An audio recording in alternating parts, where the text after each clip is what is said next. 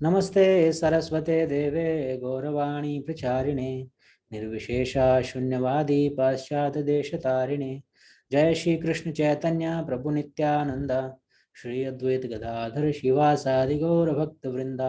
हरे कृष्णा कृष्णा कृष्णा हरे हरे, हरे राम राम राम हरे हरे। हरे कृष्ण। रामायण बहुत लंबा ही चल गया, लेकिन जो भगवान राम की इच्छा, आज उत्तरकांड का फिर से हम चर्चा करेंगे आगे कंटिन्यूएशन में। पहले हमने देखा था कि किस प्रकार से सीता मैया को वनवास हो जाता है और वो दो पुत्रों को जन्म देती है, लव और कुश, और शत्रुघ्न को फिर मधुपुरी यानी मथुरा भेजा जाता है लवणासुर का वध करने के लिए।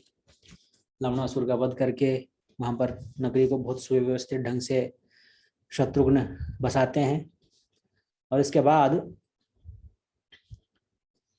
शत्रुघ्न वापिस आते हैं और वशिष्ठ वाल्मीकि ऋषि के आश्रम में रुक करके वहाँ पर रामचंद्र जी का चरित्र का श्रवण करते हैं लवकुश के मुख से, और फिर जो है वो वापस अयोध्या आ जाते हैं और भगवान राम को कहते हैं कि मैं अयोध्या में ही रहना चाहता हूँ, लेकिन राम जी कहते हैं कि नहीं, आपको वापस मधुपुरी जाना चाहिए।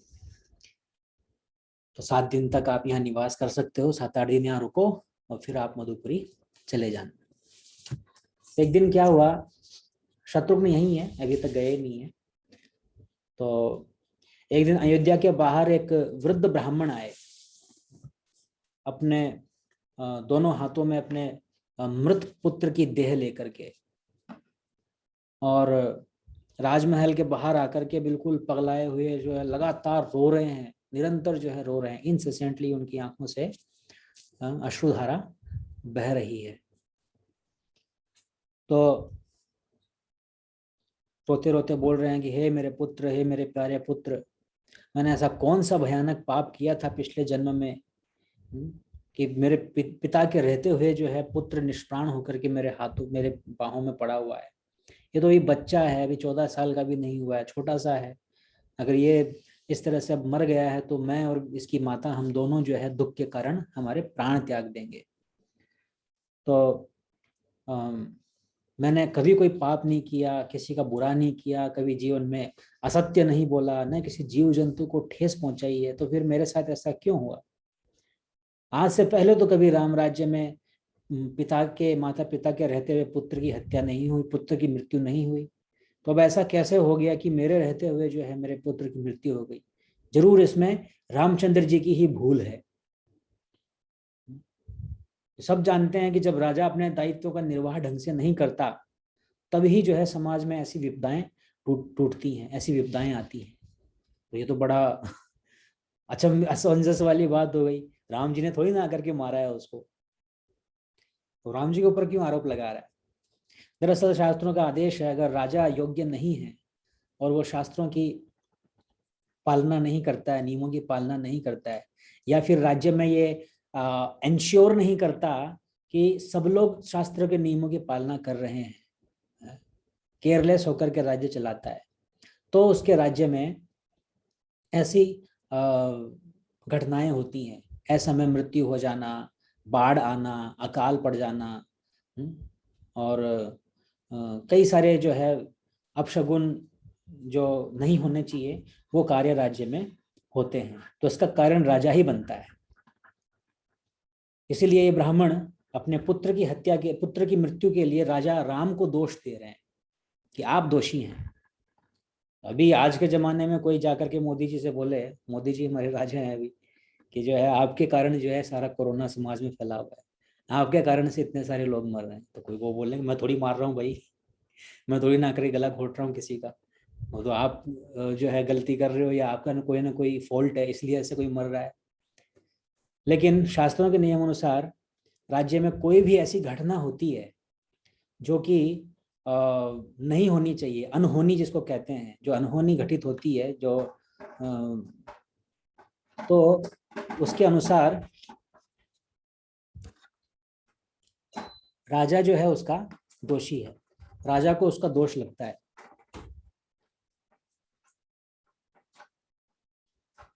तो इस प्रकार से ये जो ब्राह्मण जो है रामचंद्र जी को दोष देने लगे और कहने लगे कि हे राम, आपको मेरे निर्दोष पुत्र को जीवन दान देना चाहिए, नहीं तो मैं और मेरी पत्नी आपके द्वार पे ही यहाँ पर हमारा प्राण त्याग देंगे, और जिसके कारण आपको ब्राह्मण हत्या का भी पाप लगेगा।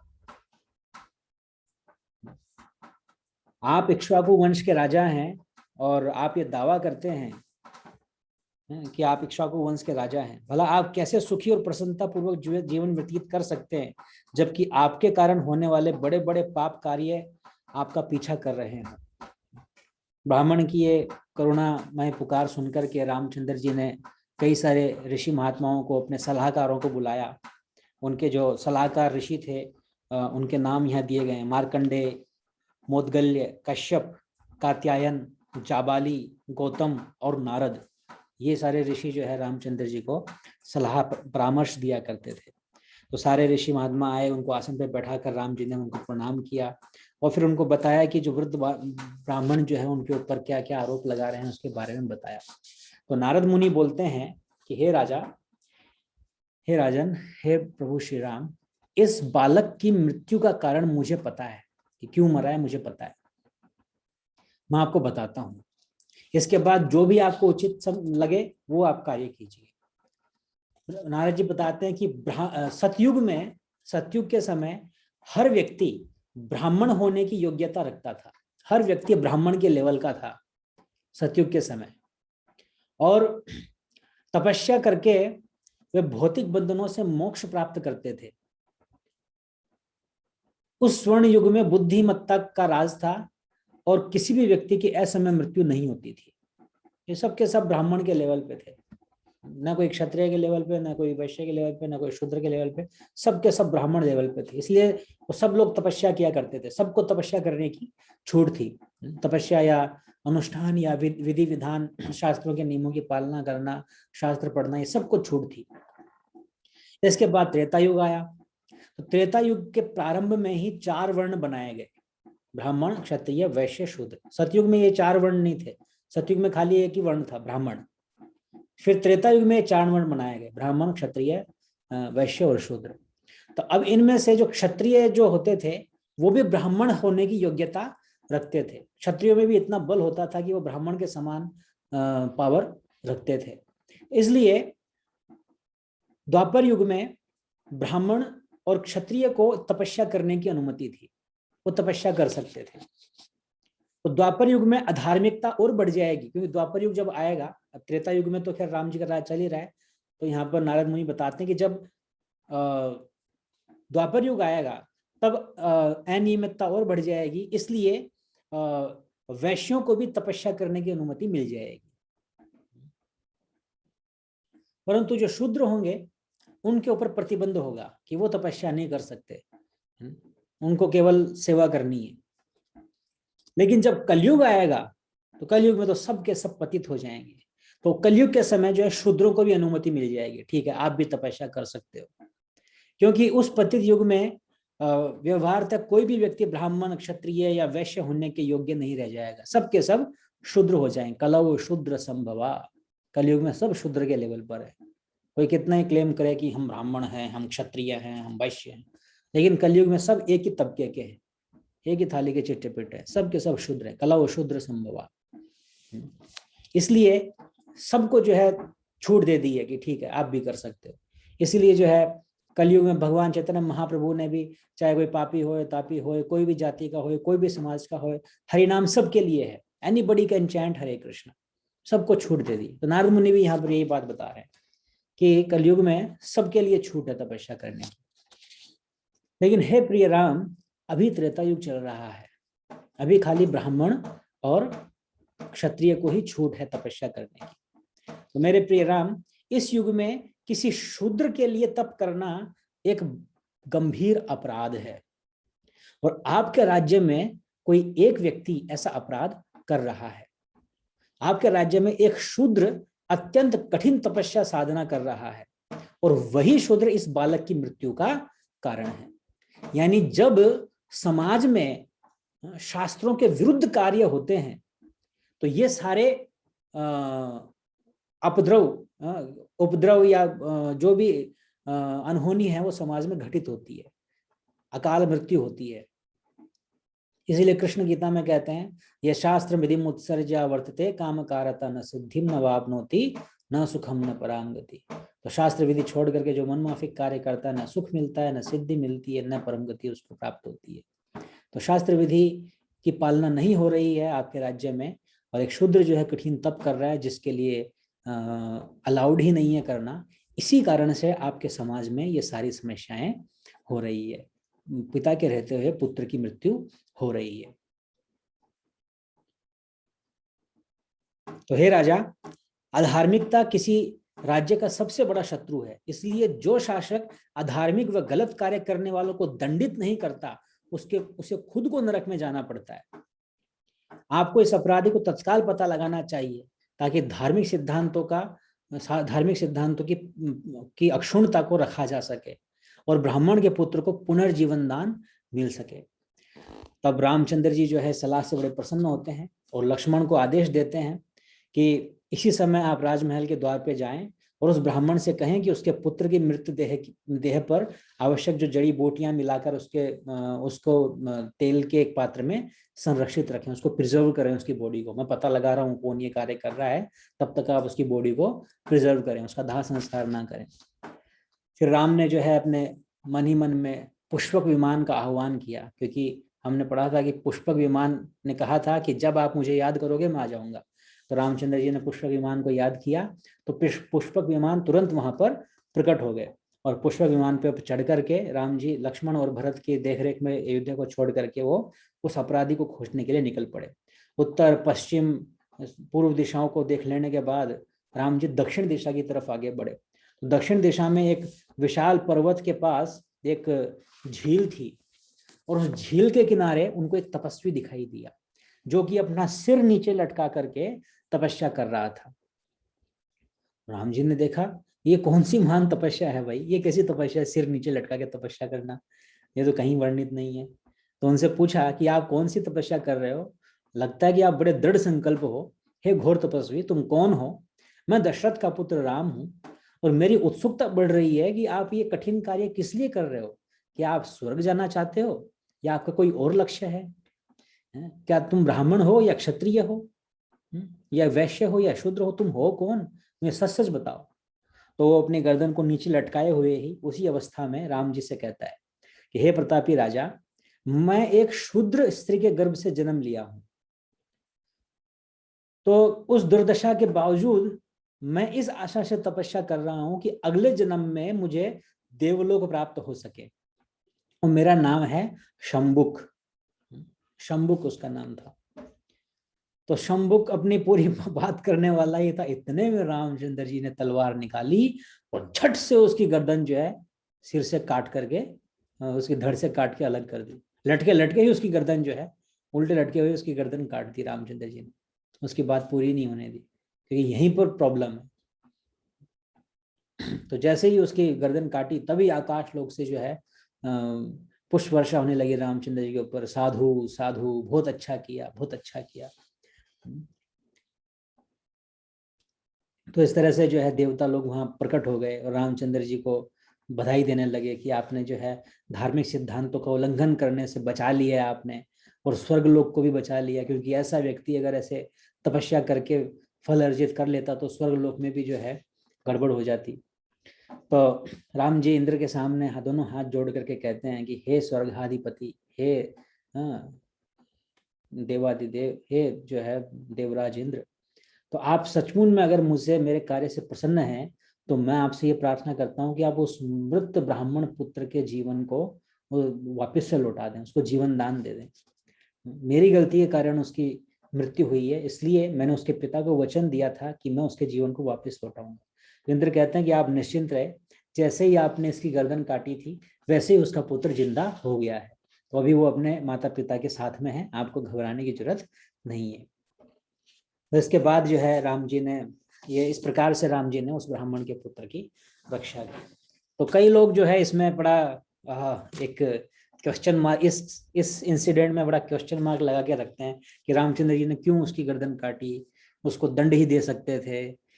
तो अब कई लोग कहते हैं कि ये तो गलत है, अनुचित है, ऐसा नहीं करना चाहिए था रामचंद्र जी को।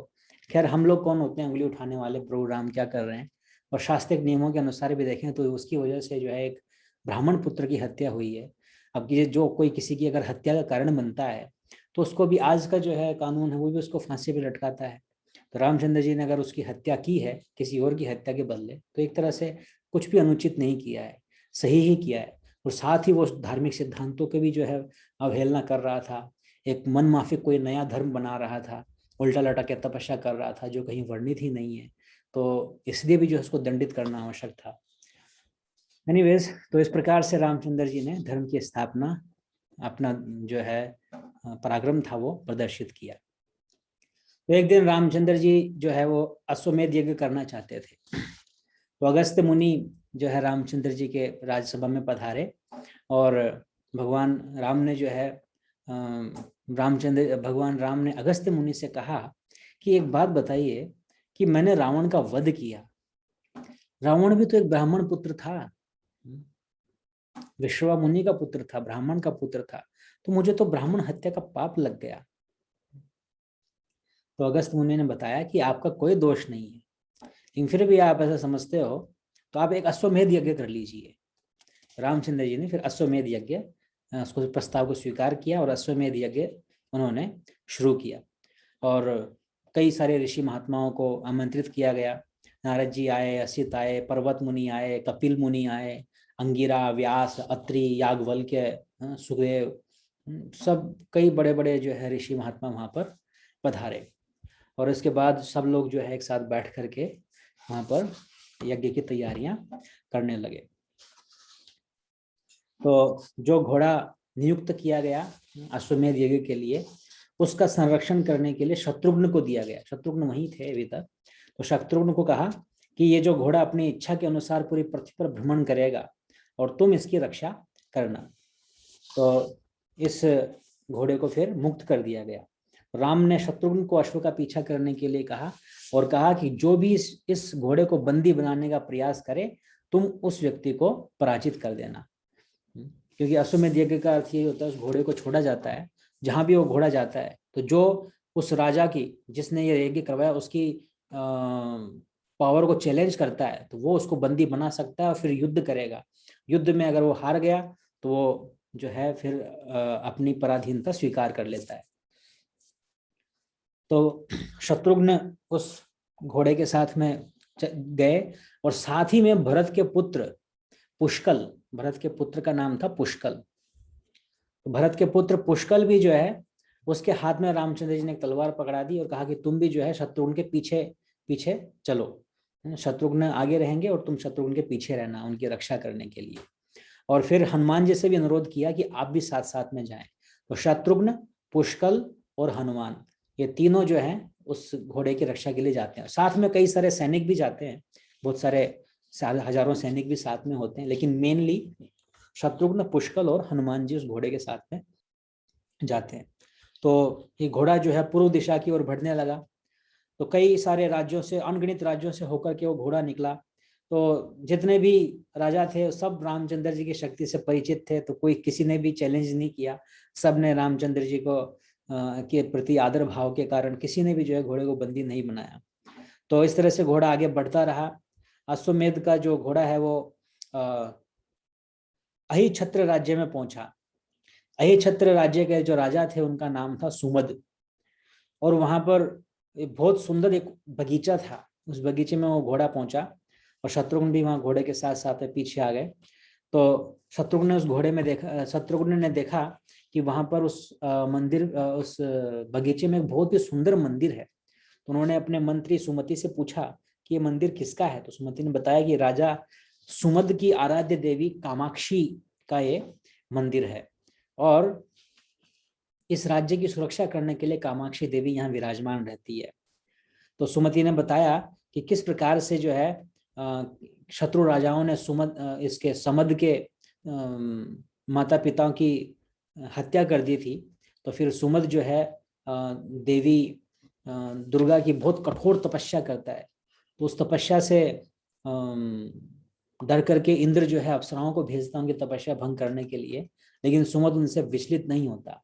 फिर जो है देवी कामाक्षी प्रसन्न होकर के उसके सामने प्रकट होती है और उसको वरदान देती है कि एक बार जब मैं तुम्हारे राज्य की रक्षा करूंगी, और एक बार जब राम के भाई शत्रुघ्न अश्वमेध के घोड़े के साथ में आएंगे पीछा करते हुए, तो तब तुम उनके मित्र बन जाना। तो सुमंत जो है हमेशा भी देखता रहता था कब घोड़ा आएगा, कब घोड़ा आएगा, कब घोड़ा आएगा।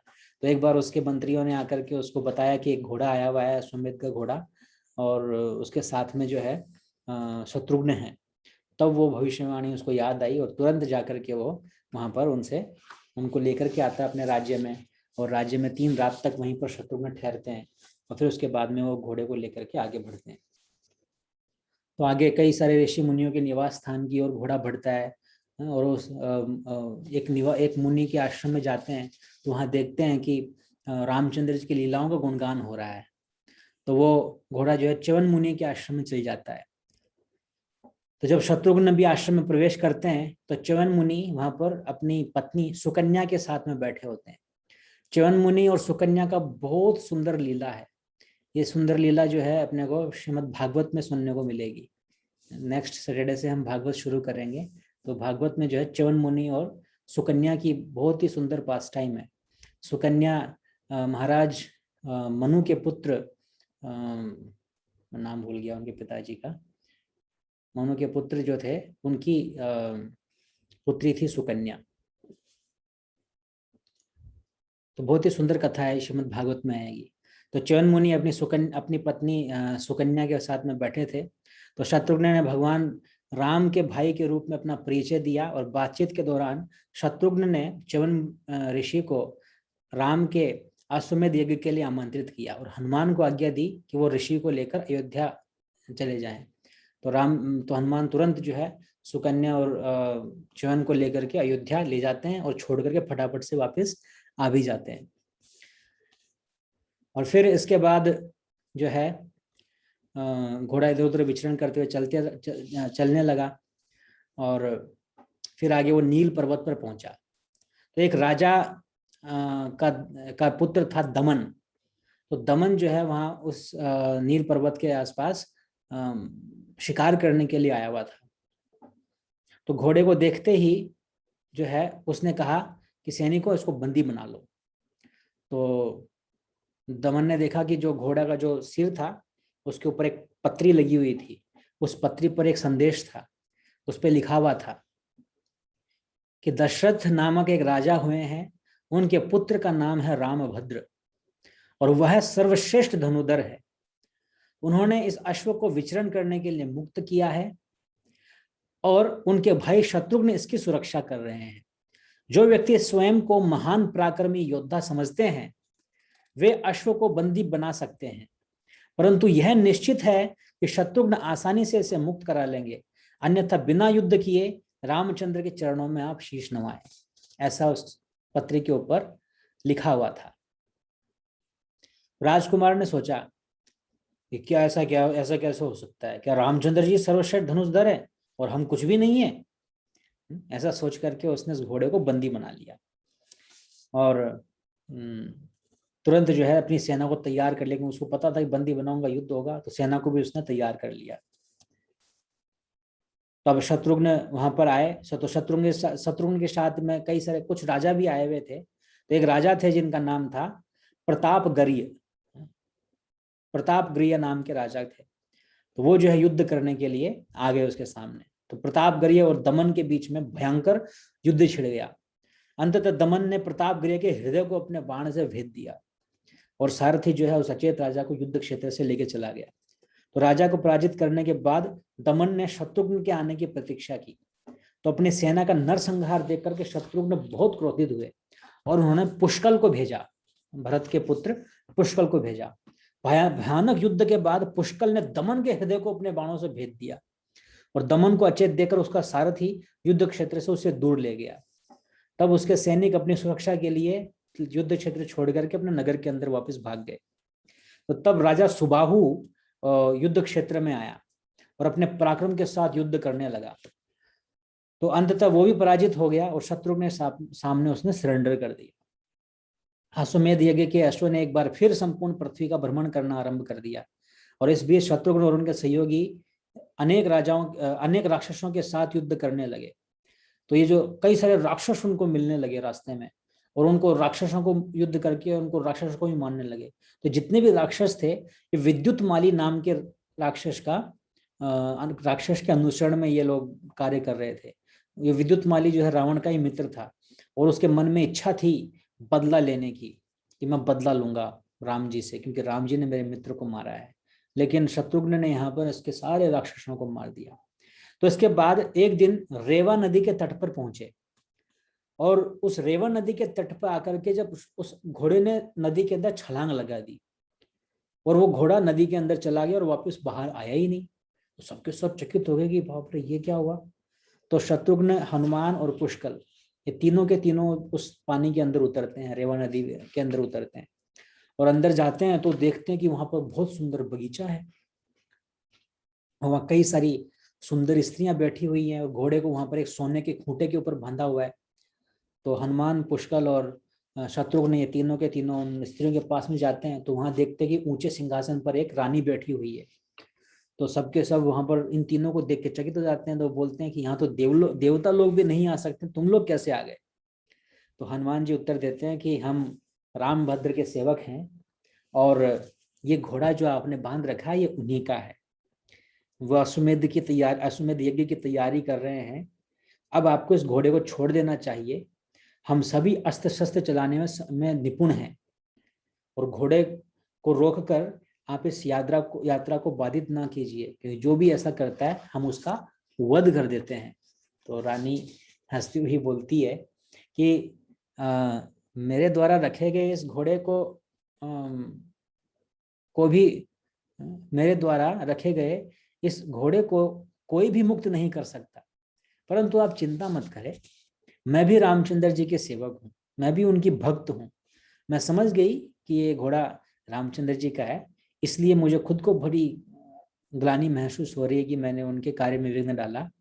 तो मेरी भगवान राम से विनती है कि वो मुझे क्षमा कर दें और आप मुझसे जो चाहे वो वरदान मांग सकते हैं ताकि आपके राजा मुझसे प्रसन्न हो जाए। हनुमान जी बोलते हैं कि भगवान राम की दया दृष्टि से हमारे पास सब कुछ है, सारा सुख है, फिर भी मैं आपसे ये वरदान मांगता हूं कि जन्म जन्मांतर में भगवान राम का ही भक्त बना रहूं। रानी हंसते हुए बोलती है कि ठीक है, आपकी इच्छा पूरी होगी। अब आप जाइए, आगे जाकर के आपको एक राजा मिलेगा जिसका नाम है वीरमानी। वो आपके घोड़े को बंदी बनाएगा और वो वीरमानी जो है वो भगवान शिव के द्वारा संरक्षित है, शिव जी उसकी रक्षा करते हैं। तो मैं आपको एक शानदार अस्त्र देती हूं जिस अस्त्र की सहायता से आप उसको परास्त कर पाएंगे। हे शत्रुघ्न, आपको वीरमानी के साथ रथों पर बैठकर एक युद्ध करना चाहिए। जब आप इस अस्त्र को चलाएंगे तो राजा को राम की वास्तविक स्थिति का एहसास हो जाएगा और वो स्वेच्छा से अपना घोड़ा आपको लौटा देगा। तो शत्रुघ्न ने रानी से वो शानदार एक अस्त्र प्राप्त किया। इसके बाद अश्वमेध यज्ञ के घोड़े को लेकर वो चल के बाहर आ गए और फिर सारे सैनिक देख के बड़ा प्रसन्न हुए कि चलो बाहर आ गए वापस। सब डर रहे थे कि इतना टाइम हो गया, क्या हो गया अंदर जाते हुए। फिर कुछ देर इधर उधर विचरण करने के बाद वो घोड़ा देवपुर की सीमा में प्रवेश किया। वो देवपुर जो था वो राजा वीरमानी का नगर था और वीरमानी का एक पुत्र था जिसका नाम था रुक्मांगद। तो एक दिन रुक्मांगद कुछ अपनी पत्नियों और कुछ स्त्रियों के साथ में जंगल में विचरण कर रहा था। तो वहां पर जब विचरण कर रहा था तो वहीं पर वो घोड़ा पहुंच गया और उसने घोड़े को देख करके उस घोड़े इतने सुंदर घोड़े को देख करके स्त्रियों ने अनुरोध किया कि हे राजकुमार, आप इस घोड़े को पकड़ लीजिए। देखिए इसकी ललाट के ऊपर कुछ एक पत्री लगी हुई है, उस पर भी कुछ लिखा हुआ है। तो रुक्मांगद ने घोड़े को पकड़ लिया और उसकी जो पत्री है उसको पढ़ा, पढ़ करके सुनाया उन स्त्रियों को। इसके बाद वो बोला कि कौन है ये राम? मेरे पिताजी सबसे शक्तिशाली राजा है, मेरे पिताजी को भगवान शिव का संरक्षण है, ये राम क्या चीज है। हम इस घोड़े को लेके जाएंगे, हमारे अस्तबल में रखेंगे ताकि मेरे पिता इस घोड़े से अश्वमेध यज्ञ कर सके। इसके बाद राजकुमार अपनी पत्नियों के साथ राज्य में वापस से लौट आया और उसने अपने पिता को वो घोड़ा एज ए गिफ्ट दे दिया। सारी बात सुनने के बाद बुद्धिमान राजा वीरमान ने सोचा कि यार ये तो ठीक नहीं है, ये तो जो एक तरह से चोरी हो गई, तुमने ये जो घोड़ा लेके आए हो तो चोर की भांति लेकर के आए हो। तो वीरमान जो है भगवान शिव से परामर्श करने के लिए गया। तो महादेव ने कहा, वीरमान बड़ा भक्त था और महादेव जो है उसका संरक्षण करने के लिए हमेशा तैयार थे। तो महादेव के पास गया और जाकर के बोला कि ये ठीक है कि गलत है। तो महादेव जी कहते हैं कि तुम्हारे पुत्र ने बहुत अच्छा काम किया है, आज एक भीषण युद्ध होगा जिससे मुझे अपने भगवान राम को देखने का सौभाग्य प्राप्त होगा। मैं सदैव उनका ध्यान करता हूं। राम भले ही मेरे भगवान हैं, परंतु तब भी मुझे विश्वास है कि 33 कोटि देवतागण मिलकर भी इस घोड़े को तुम्हारे पास से नहीं ले जा सकेंगे, क्योंकि मैं तुम्हारा संरक्षक हूं। शिव जी ऐसा कहते हैं उसको। अभी आप यहाँ सुनिएगा, शिव जी युद्ध करेंगे, हनुमान जी के साथ में भी युद्ध होगा शिव जी का, नंदीश्वर भी आएंगे, वीरभद्र भी आएंगे। वीरभद्र के बारे में आपने अगर सुना है, भागवत पढ़ा है 4थे स्कंद में, क्या खतरनाक है वीरभद्र। उसका फोटो दिखाऊंगा मैं आपको थोड़ी देर में। वीरभद्र बहुत ही मतलब शिव जी का एंगर पर्सोनिफाइड है, क्रोध का व्यक्तिगत रूप है वीरभद्र। उसके साथ में भी युद्ध होता है। वो तो भरत के पुत्र को मार भी देंगे, अभी कथा आगे आएगी।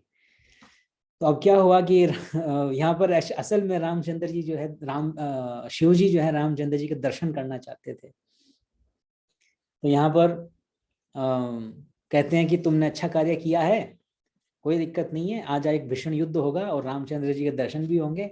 मैं तुम्हें आश्वासन देता हूँ 33 करोड़ देवी देवता भी आ जाएं तो वो भी जो है इस घोड़े को तुम्हारे से नहीं छुड़वा सकते। अब इस बीच जब घोड़ा जब नहीं मिला शत्रुघ्न को, तो शत्रुघ्न बड़े बेचैन हो गए। उन्होंने अपने मंत्री से पूछा, सुमति से, भाई घोड़ा किधर चला गया। तो सुमति ने बताया कि ये जो राज्य है जिसमें हम लोग प्रवेश किए हैं देवपुर, इसका राजा जो है उसका नाम वीरमानी है, और ये वही वीरमानी है जिसके बारे में उस रानी ने हमें बताया था, आपको बताया था, पानी के अंदर बताया था। तो इधर सुमति जब शत्रुघ्न को ये बता रहे थे तो दूसरी तरफ जो है वीरमानी अपनी सेना को लेकर के युद्ध की तैयारी करने लग गया। तो शत्रुघ्न ने देखा कि एक विशाल सेना युद्ध के लिए सामने से आ रही है। तो सुमति ने शत्रुघ्न को सलाह दी कि पुष्कल को राजा के साथ युद्ध करने दें, ताकि आप भगवान शिव के साथ आप युद्ध कर सके। पुष्कल तो वीरमानी के साथ कर लेगा, आप शिव जी के साथ, क्योंकि शिव जी भी आ रहे थे युद्ध करने के लिए। पहले रुक्मांगद आया, तो रुक्मांगद ने पुष्कल के साथ में युद्ध किया। भीषण युद्ध के बाद पुष्कल ने एक अस्त्र चलाया जिसने रुक्मांगद के रथ को जला करके खाक कर दिया और राजकुमार अचेत होकर के रणभूमि में गिर गया। पर अपने पुत्र की पराजय देख करके वीरमानी बहुत क्रोधित हो गया और बदला लेने की चाह से पुष्कल की ओर दौड़ा। हनुमान शीघ्र ही वो वीरमानी की ओर दौड़े, लेकिन पुष्कल ने यह कहकर के मना कर दिया कि अरे ये तो तुच्छ शत्रु है, आप चिंता मत करो, मैं इसके साथ में युद्ध कर लूंगा। राजा वीरमानी बोलता, अरे तुम बच्चे हो, पुष्कल बोलता तुम बच्चे हो और मेरे से युद्ध करने का प्रयास मत करो, क्योंकि अभी मुझे बहुत गुस्सा आ रहा है और रणभूमि में मुझे कोई भी परास्त नहीं कर सकता। पुष्कर बोलता है कि आप कह रहे हो मैं बच्चा हूं, आप सुनो, आप बूढ़े हैं, आप बूढ़े हो गए हैं, आप बुढ़े हो गए हैं। मैंने आपके पुत्र को परास्त कर दिया और मेरे अस्त्रों से अब मैं आपको भी रणभूमि में गिरा दूंगा।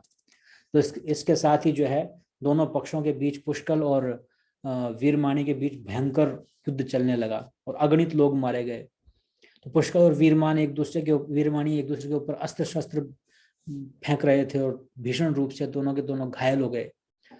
तो आखिरकार जो है राजा के सीने पर एक शक्तिशाली बाण से प्रहार किया, जिससे वो वीरमानी अचेत होकर जमीन पर गिर पड़ा और इस प्रकार जो है पुष्कल विजयी हो गए। फिर से अपने भक्तों को पराजित होते देखकर भगवान शिव ने वीरभद्र को पुष्कल से और नंदी को हनुमान से युद्ध करने के लिए भेजा।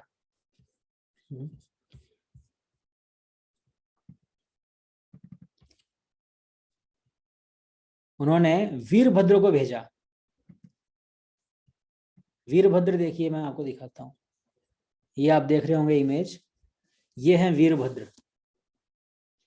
इसका ये जो फोटो है ये भागवत में वर्णन दिया गया उसके अनुसार बनाई गई है। राजा दक्ष की गर्दन काट देते हैं वीरभद्र। राजा दक्ष के यज्ञ में भयानक उत्पात मचा देते हैं, क्योंकि दक्ष की वजह से माता सती की मृत्यु हो जाती है, वो अपना शरीर त्याग कर देती हैं।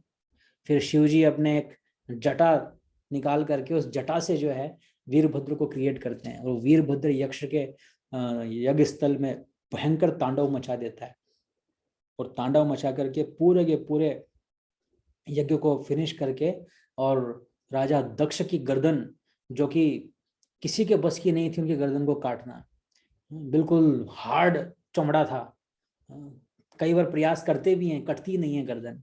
फाइनली जिस आयल के ऊपर बकरे के सिर को रख के काटा जाता था, उसके ऊपर इनकी गर्दन को रख के काटते हैं, और काट करके यज्ञ में आहुति दे देते हैं, स्वाहा। तो ये वीरभद्र बड़े खतरनाक थे, बड़ा भयानक रूप था इनका। तो ये वीरभद्र जो है बुलाए जाते हैं। अब शिव जी कहते हैं वीरभद्र को कि तुम तो पुष्कल से युद्ध करो, और नंदी को बोलते तुम हनुमान से युद्ध करो। यहाँ पर पूरी शिव सेना आ जाती है। अब शिव सेना के साथ में युद्ध हो रहा है। इसके बाद ये दोनों पराक्रमी योद्धा, वीरभद्र आता है और आते ही सबसे पहले पुष्कल के रथ को तोड़ देता है, पुष्कल जमीन पे गिर जाते हैं। फिर दोनों जो है मुक्के मार मार करके एक दूसरे से युद्ध करते हैं, और ये युद्ध कई दिन तक चलता है, दिन रात लगातार चलता रहता है, कॉन्स्टेंटली चलता है, कई दिनों तक चलता रहता है। पुष्कल भी, क्योंकि भरत के पुत्र हैं पुष्कल, भरत स्वयं जो है भगवान विष्णु ही हैं। संकर्षण प्रद्युम्न, वासुदेव, संकर्षण, प्रद्युम्न और अनिरुद्ध। तो जो प्रद्युम्न जो है वो भरत थे, और उनके ही अंश जो है ये पुष्कल हैं, तो बड़े पावरफुल हैं। तो कई दिन रात जो है वो युद्ध करते हैं वीरभद्र के साथ। 5वें दिन, 4 दिन तक युद्ध चलता है, 5वें दिन वीरभद्र जो है पुष्कल को जमीन पर पटक देता है, और अपनी त्रिशूल निकाल करके पुष्कल की गर्दन को काट देता है, और पुष्कर जो है अचेत होकर के वहीं पर गिर जाते हैं। गर्दन काट देता है, वास्तव में मार देता है पुष्कल को वीरभद्र। इस पर भगवान शिव ने शत्रुघ्न को युद्ध करने के लिए ललकारा, और फिर उन दोनों के बीच घमासान रण छिड़ गया, जो कि 11 दिन तक चला। 11 दिन तक शत्रुघ्न और शिवजी के बीच में युद्ध चल रहा है। 12वें दिन शत्रुघ्न ने एक ब्रह्मास्त्र चलाया, परंतु भगवान शिव ने एक भयानक बाण चलाया, जो ब्रह्मास्त्र के साइड से निकल करके और शत्रुघ्न के सीने को भेद दिया, और शत्रुघ्न भी वहीं पर अचेत होकर के जमीन पे गिर पड़े, मर गए। और यहाँ पर हनुमान जी को फिर भयंकर क्रोध आ गया, और हनुमान जी जो है बोलते हैं शिव जी से, हे रुद्र, आप धार्मिक सिद्धांतों के विरुद्ध आचरण कर रहे हैं। मैंने तो यह सुना था कि आप सदैव भगवान राम के चरण कमलों का ध्यान किया करते हैं, परंतु अब मैं यह देख रहा हूं कि यह एकमात्र मिथ्या प्रचार था। इस धोखाधड़ी के लिए मैं आज ही आपको इस रणभूमि में गिरा दूंगा। आप धोखेबाज हो। एक तरफ तो कहते हो कि रामचंद्र जी के आप भक्त हो, दूसरी तरफ जो है आप यहाँ पर रामचंद्र जी के भक्तों के साथ में युद्ध कर रहे हो। यह कहकर हनुमान ने एक विशाल चट्टान उठाई, और शिव जी के ऊपर भगवान शिव जी का जो रथ था उस रथ को जो है चकनाचूर कर दिया।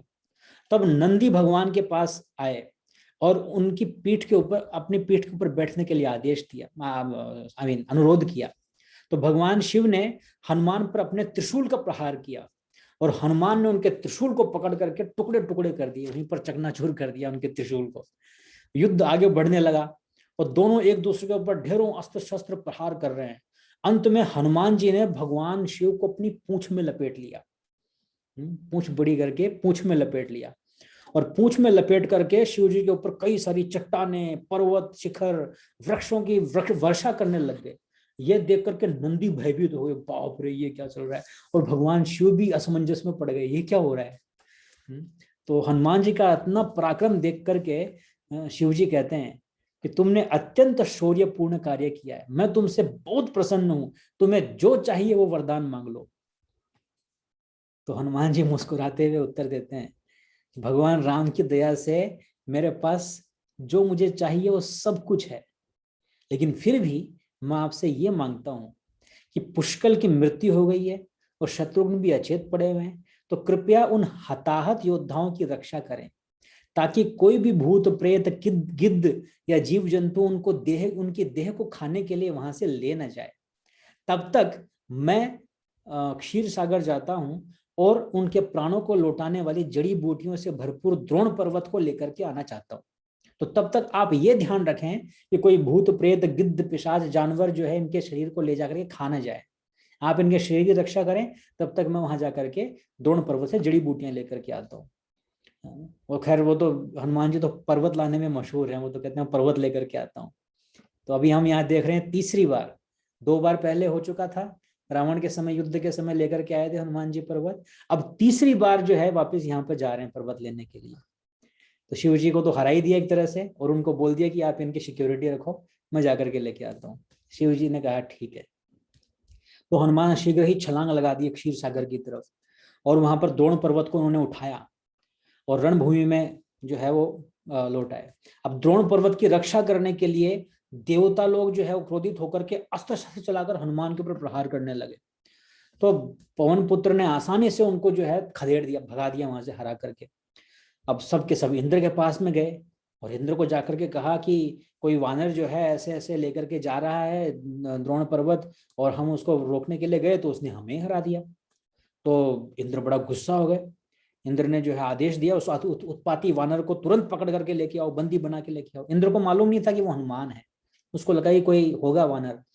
कई सारे वानर, उस समय कई सारे ऐसे वानर थे जो बड़े पराक्रमी थे।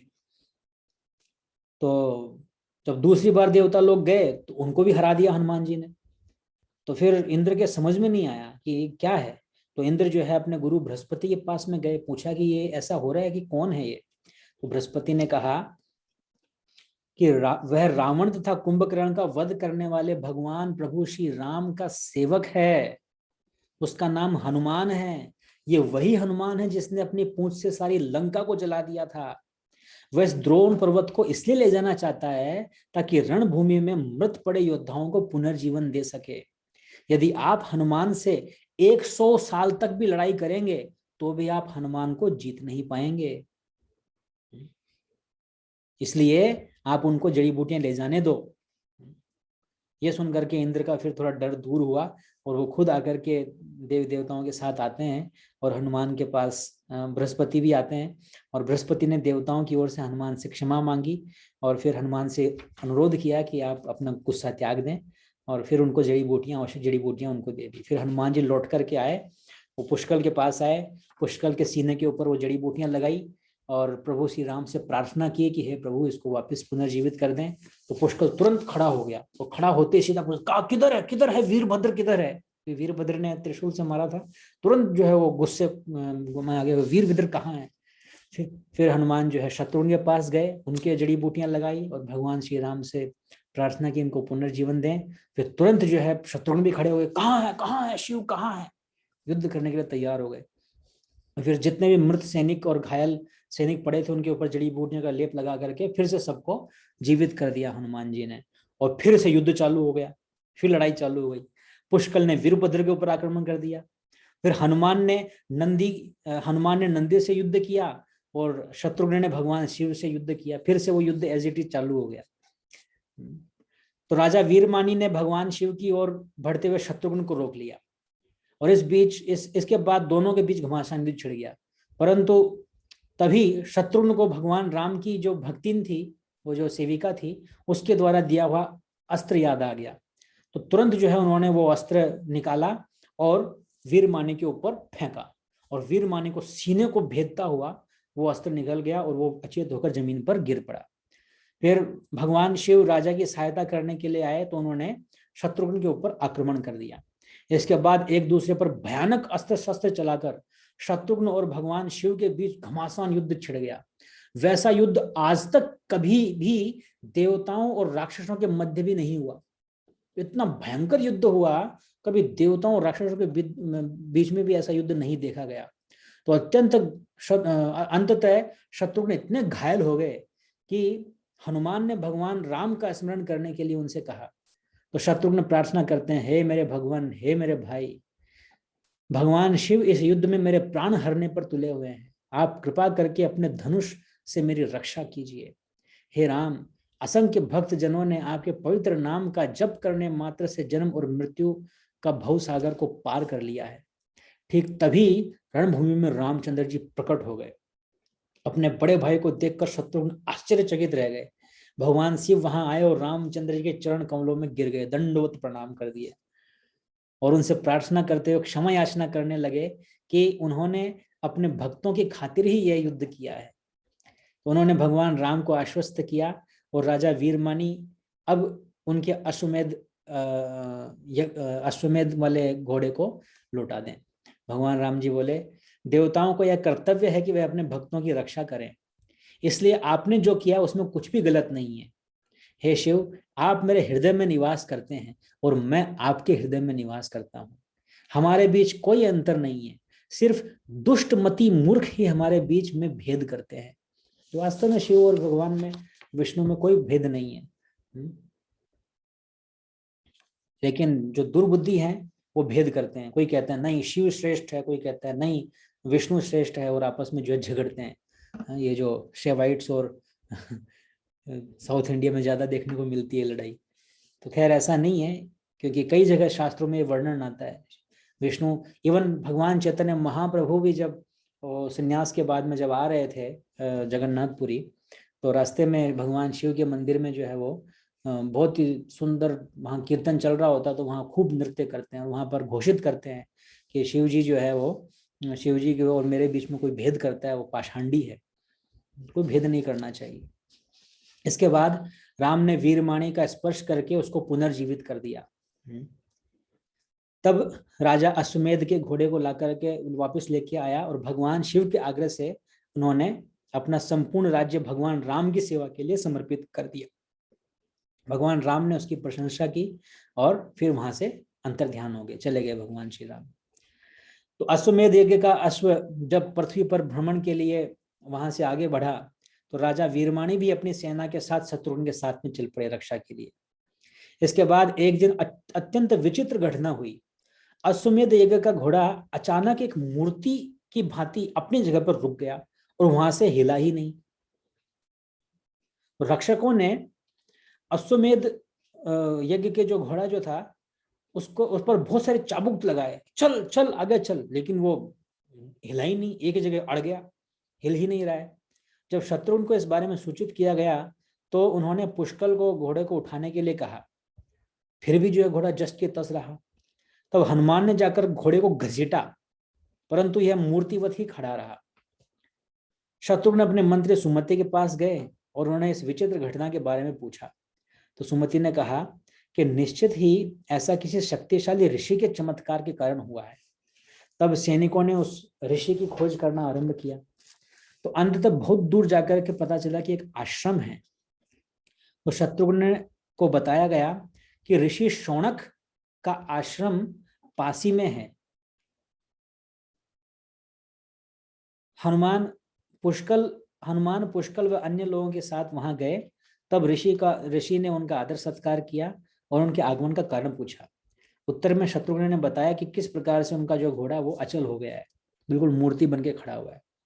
थोड़ा ध्यान लगाने के बाद में शौनक बोले, बहुत समय पहले सात्विक नामक एक महान ऋषि हुए थे जो कावेरी नदी के तट पर तपस्या कर रहे थे।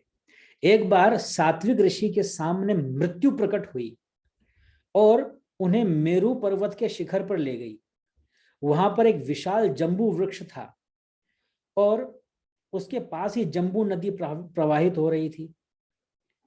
वहां पर सात्विक ऋषि ने अनेक दिव्य युवतियों के साथ अपनी इच्छा से आनंद भोग किया, परंतु स्वयं पर अधिक घमंड हो जाने के कारण उन्होंने अभिमान पूर्वक उन युवतियों का अपमान किया, जिसके परिणाम स्वरूप ऋषियों के श्राप से वह एक राक्षस बन गए। तो ये जो ऋषि थे सात्विक, वो एक राक्षस बन गए। जब उन्होंने क्षमा याचना की तो ऋषियों ने उनसे कहा कि जब आप राम के अश्वमेध के घोड़े को अचल बना देंगे तब आप राम की लीलाएं सुन पाएंगे, और राम की लीलाएं सुनने के बाद ही आप इस श्राप से मुक्त हो पाएंगे। इस प्रकार शौनक ऋषि ने शत्रुघ्न के पास आकर शत्रुघ्न से वापस जाकर राम उस राक्षस को राम की लीलाएं सुनाने और इस प्रकार उस ऋषि को श्राप से मुक्त करने के लिए कहा। तो शत्रुघ्न ने वापस जाकर अश्वमेध के घोड़े के सामने राम की लीलाओं का गुणगान किया। तभी उन्होंने देखा कि एक दिव्य जीव विमान पर बैठकर स्वर्गलोक की तरफ जा रहा है। उस जीव ने कहा कि राम की लीलाएं सुनकर मैं ऋषियों के श्राप से मुक्त हो गया हूं, इसलिए अब आपकी कृपा से मैं अपने दिव्य धाम को वापस लौट रहा हूं। उसी समय घोड़ा अपनी उस मूर्त अवस्था से मुक्त हो गया और फिर जमीन के ऊपर आगे चलने लग गया। इस प्रकार अश्वमेध यज्ञ के घोड़े को भ्रमण करते हुए 7 महीने बीत गए। तब वह घोड़ा सुरथ के राज्य में पहुंचा। सुरथ भी राम का एक अनन्य भक्त था। राजा के सेवकों ने जब घोड़े को देखा तो उन्होंने अपने स्वामी को इसकी सूचना दी। ये घोड़ा अयोध्या के राजा राम का है, यह अत्यंत आकर्षक है, इसलिए आप इसको बंदी क्यों नहीं बना लेते। सुरथ ने आदेश दिया, यह हमारा महान सौभाग्य है कि हमें भगवान राम के दर्शन प्राप्त होंगे। मैं इस घोड़े को बंदी बना लूंगा और राम के यहाँ आने पर ही मैं इस घोड़े को मुक्त करूंगा। इस प्रकार मेरे जीवन का लक्ष्य पूरा हो जाएगा। राजा के सेवकों ने उस घोड़े को पकड़कर बंदी बना लिया। बाद में पता चलते शत्रुघ्न ने उस राज्य के राजा के बारे में सुमति से पूछा। सुमति ने उत्तर दिया कि राजा सुरथ राम के एक निष्ठ भक्त हैं और उन्होंने शत्रुघ्न को सलाह दी कि वे अंगद को अपना दूत बनाकर उनके पास भेजें। तो इस प्रकार अंगद राजा सुरथ की राजसभा में पहुंचे और उन्हें अश्वमेध यज्ञ का घोड़ा वापस करने की सलाह दी। तो राजा सुरथ बोलते, मैंने जानबूझ करके राम के घोड़े को बंदी बनवाया है और मैं शत्रुघ्न से के भय से इसको वापस नहीं करूंगा। यदि स्वयं राम यहाँ आए तो मैं न सिर्फ अपना ये घोड़ा वापस दूंगा बल्कि अपना सारा राज्य उनकी सेवा में समर्पित कर दूंगा। यदि राम यहाँ नहीं आते हैं तो मैं आसानी से शत्रुघ्न और उनके सहयोगियों को तो परास्त कर दूंगा। यह सुनकर अंगद जोर जोर से हंसने लगा और अंगद ने बोला कि बूढ़े हो जाने के कारण आपकी मति भ्रमित हो गई है। आप शत्रुघ्न और उनके भाई के पुत्र पुष्कल को कमतर आंक रहे हैं। ऐसे में भला हनुमान की शक्ति के बारे में क्या कहना। उनकी तुलना में आप एक मच्छर के समान हैं। यदि आप अपना और अपने पुत्रों का कल्याण चाहते हैं तो इसी समय आप घोड़ा लौटा दीजिए। परंतु स्वयं को हनुमान से भी अधिक शक्तिशाली मानकर राजा सुरथ अपनी हट पर अड़े रहे। तब अंगद शत्रुघ्न के पास वापस लौटा और सारी बात बता दी। इसके बाद खतरनाक युद्ध चालू हो गया। सुरथ के पुत्र चंपक ने पुष्कल के साथ युद्ध किया। अत्यंत पराक्रम से युद्ध करते हुए चंपक ने पुष्कल के सीने पर एक बाण चलाकर उसे बांध दिया। इसके बाद चंपक ने पुष्कल का रथ छीन लिया। यह देखकर शत्रुघ्न ने हनुमान को आदेश दिया कि वह पुष्कल को मुक्त करें और इसके बाद छिड़े भीषण रण में चंपक ने सभी को चकित करते हुए हनुमान के आक्रमणों को निष्फल कर दिया। क्रुद्ध होकर हनुमान ने चंपक की बाह पकड़ ली और उसे आकाश में ले गए।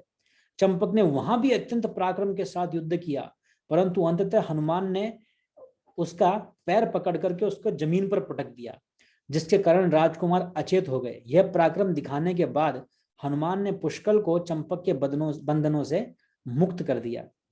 सुरथ ने गुस्सा होकर के हनुमान को ललकारा और अनगिनत बाणों से हनुमान जी के शरीर को बेध डाला। तब हनुमान ने धवा बोलकर सूरत का धनुष छीन लिया और उसके टुकड़े टुकड़े कर दिए। परंतु सूरत बार बार नया धनुष उठा लेते और हनुमान के ऊपर हनुमान जो है बार बार उनका धनुष तोड़ देते। इस प्रकार हनुमान ने उनके 80 धनुष तोड़ डाले। तब सूरत ने हनुमान पर एक शक्ति नामक अस्त्र का प्रहार किया। प्रतिक्रिया में हनुमान ने राजा का रथ ही उठा लिया और समुद्र की ओर लेकर के जाने लगे। सूरत ने अपनी गदा से हनुमान के सीने पर भीषण प्रहार किया, जिसके कारण हनुमान के हाथ से रथ छूट गया और जमीन पर गिरकर चकनाचूर हो गया। तब सूरत ने एक नए रथ पर सवार होकर हनुमान के ऊपर धवा कर दिया, तो हनुमान ने उसके नए रथ को भी तोड़ दिया। इस प्रकार 49 रथों को तोड़ डालने पर भी भीषण युद्ध जारी रहा। 80 धनुष तोड़ दिए और 49 रथ तोड़ दिए हनुमान जी ने। तब सूरत ने क्रुद्ध होकर पशुपत अस्त्र चला दिया, जिसके कारण अचानक अनगिनत भूत, प्रेत, चुड़ैल और पिशाच प्रकट हो गए। वास्तव में भगवान शिव के उस अस्त्र से हनुमान बंध गए, परंतु भगवान राम का स्मरण करके उन्होंने आसानी से इस अस्त्र के बंधन को तोड़ दिया। अंततः सूरत ने अपने धनुष पर भगवान राम का एक बाण चढ़ाकर चला दिया। अब हनुमान उस बाण से बंध गए, परंतु अपने स्वामी के प्रति आदर की भावना के कारण हनुमान ने स्वयं को उस बाण से मुक्त करने का कोई प्रयास नहीं किया। तब पुष्कल सामने आए और उन्होंने सूरत पर आक्रमण कर दिया, और घमासान युद्ध के बाद राजा ने उन्हें अचेत करके रणभूमि पर गिरा दिया। अंततः शत्रुघ्न रणभूमि में आए और उन्होंने सूरत को ललकारा। भीषण संग्राम के बाद सूरत ने शत्रुघ्न के सीने पर एक बाण चलाकर उन्हें अचेत कर दिया। यह देखकर शत्रुघ्न के साथ जो योद्धा आए हुए थे सब के सब भाग गए। तब सुग्रीव ने सूरत को ललकारा, सुग्रीव भी वहां आ गए, परंतु शीघ्र ही राजा ने भगवान राम के एक बाण से सुग्रीव को भी बांध दिया। राजा को पता था कि ये सारे राम जी के सेवक है, राम जी का जो बाण चलाऊंगा उससे तो ये जो है बंध जाएंगे। इसके बाद सूरत ने राजसभा में हनुमान से कहा, कृपा करके अपने भक्तों की रक्षा करने वाले भगवान राम का स्मरण करें, ताकि वह यहाँ आकर आपको मुक्त कर सके, अन्यथा अनेक वर्ष बीत जाने पर भी मैं आपको मुक्त नहीं करूंगा। हनुमान ने भगवान राम से प्रार्थना करके उनसे स्वयं को मुक्त करने की विनती की। अपनी प्रार्थना के अंत में वे बोले, हे भगवान, मैं सूरत के बाण से बंधा हुआ हूं। यदि आप यहाँ आकर मुझे मुक्त करेंगे तो संसार के समस्त प्राणी हमारा मजाक उड़ाएंगे, इसलिए मुक्त नहीं करेंगे। अगर आप मुक्त नहीं करेंगे यहाँ आकर के तो सारे संसार के प्राणी हमारा मजाक उड़ाएंगे, तो इसलिए आप विलंब ना कीजिए, कृपया जल्दी आइए। तो भगवान राम तत्काल लक्ष्मण और भरत के साथ पुष्पक विमान पर सवार होकर के वहां पहुंच गए।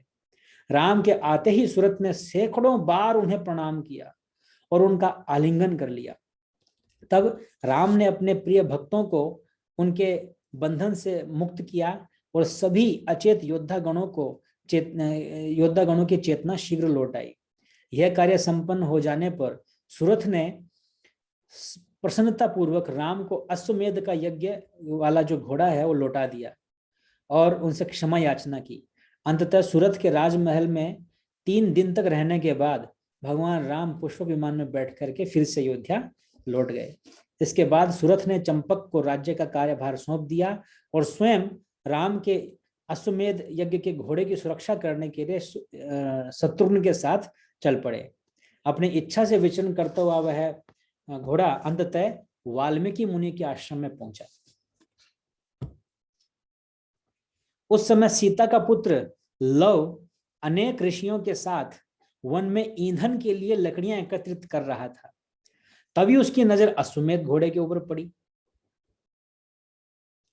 लव उस घोड़े के पास गया और उसके मस्तक पर लिखी हुई सूचना पढ़ने लगा और क्रोध से ऋषियों से बोला, तने किस क्षत्रिय का अहंकार तो देखो, ये राम कौन है, ये शत्रुघ्न कौन है, ये अल्प शक्ति रखने वाले कीटों के समान है।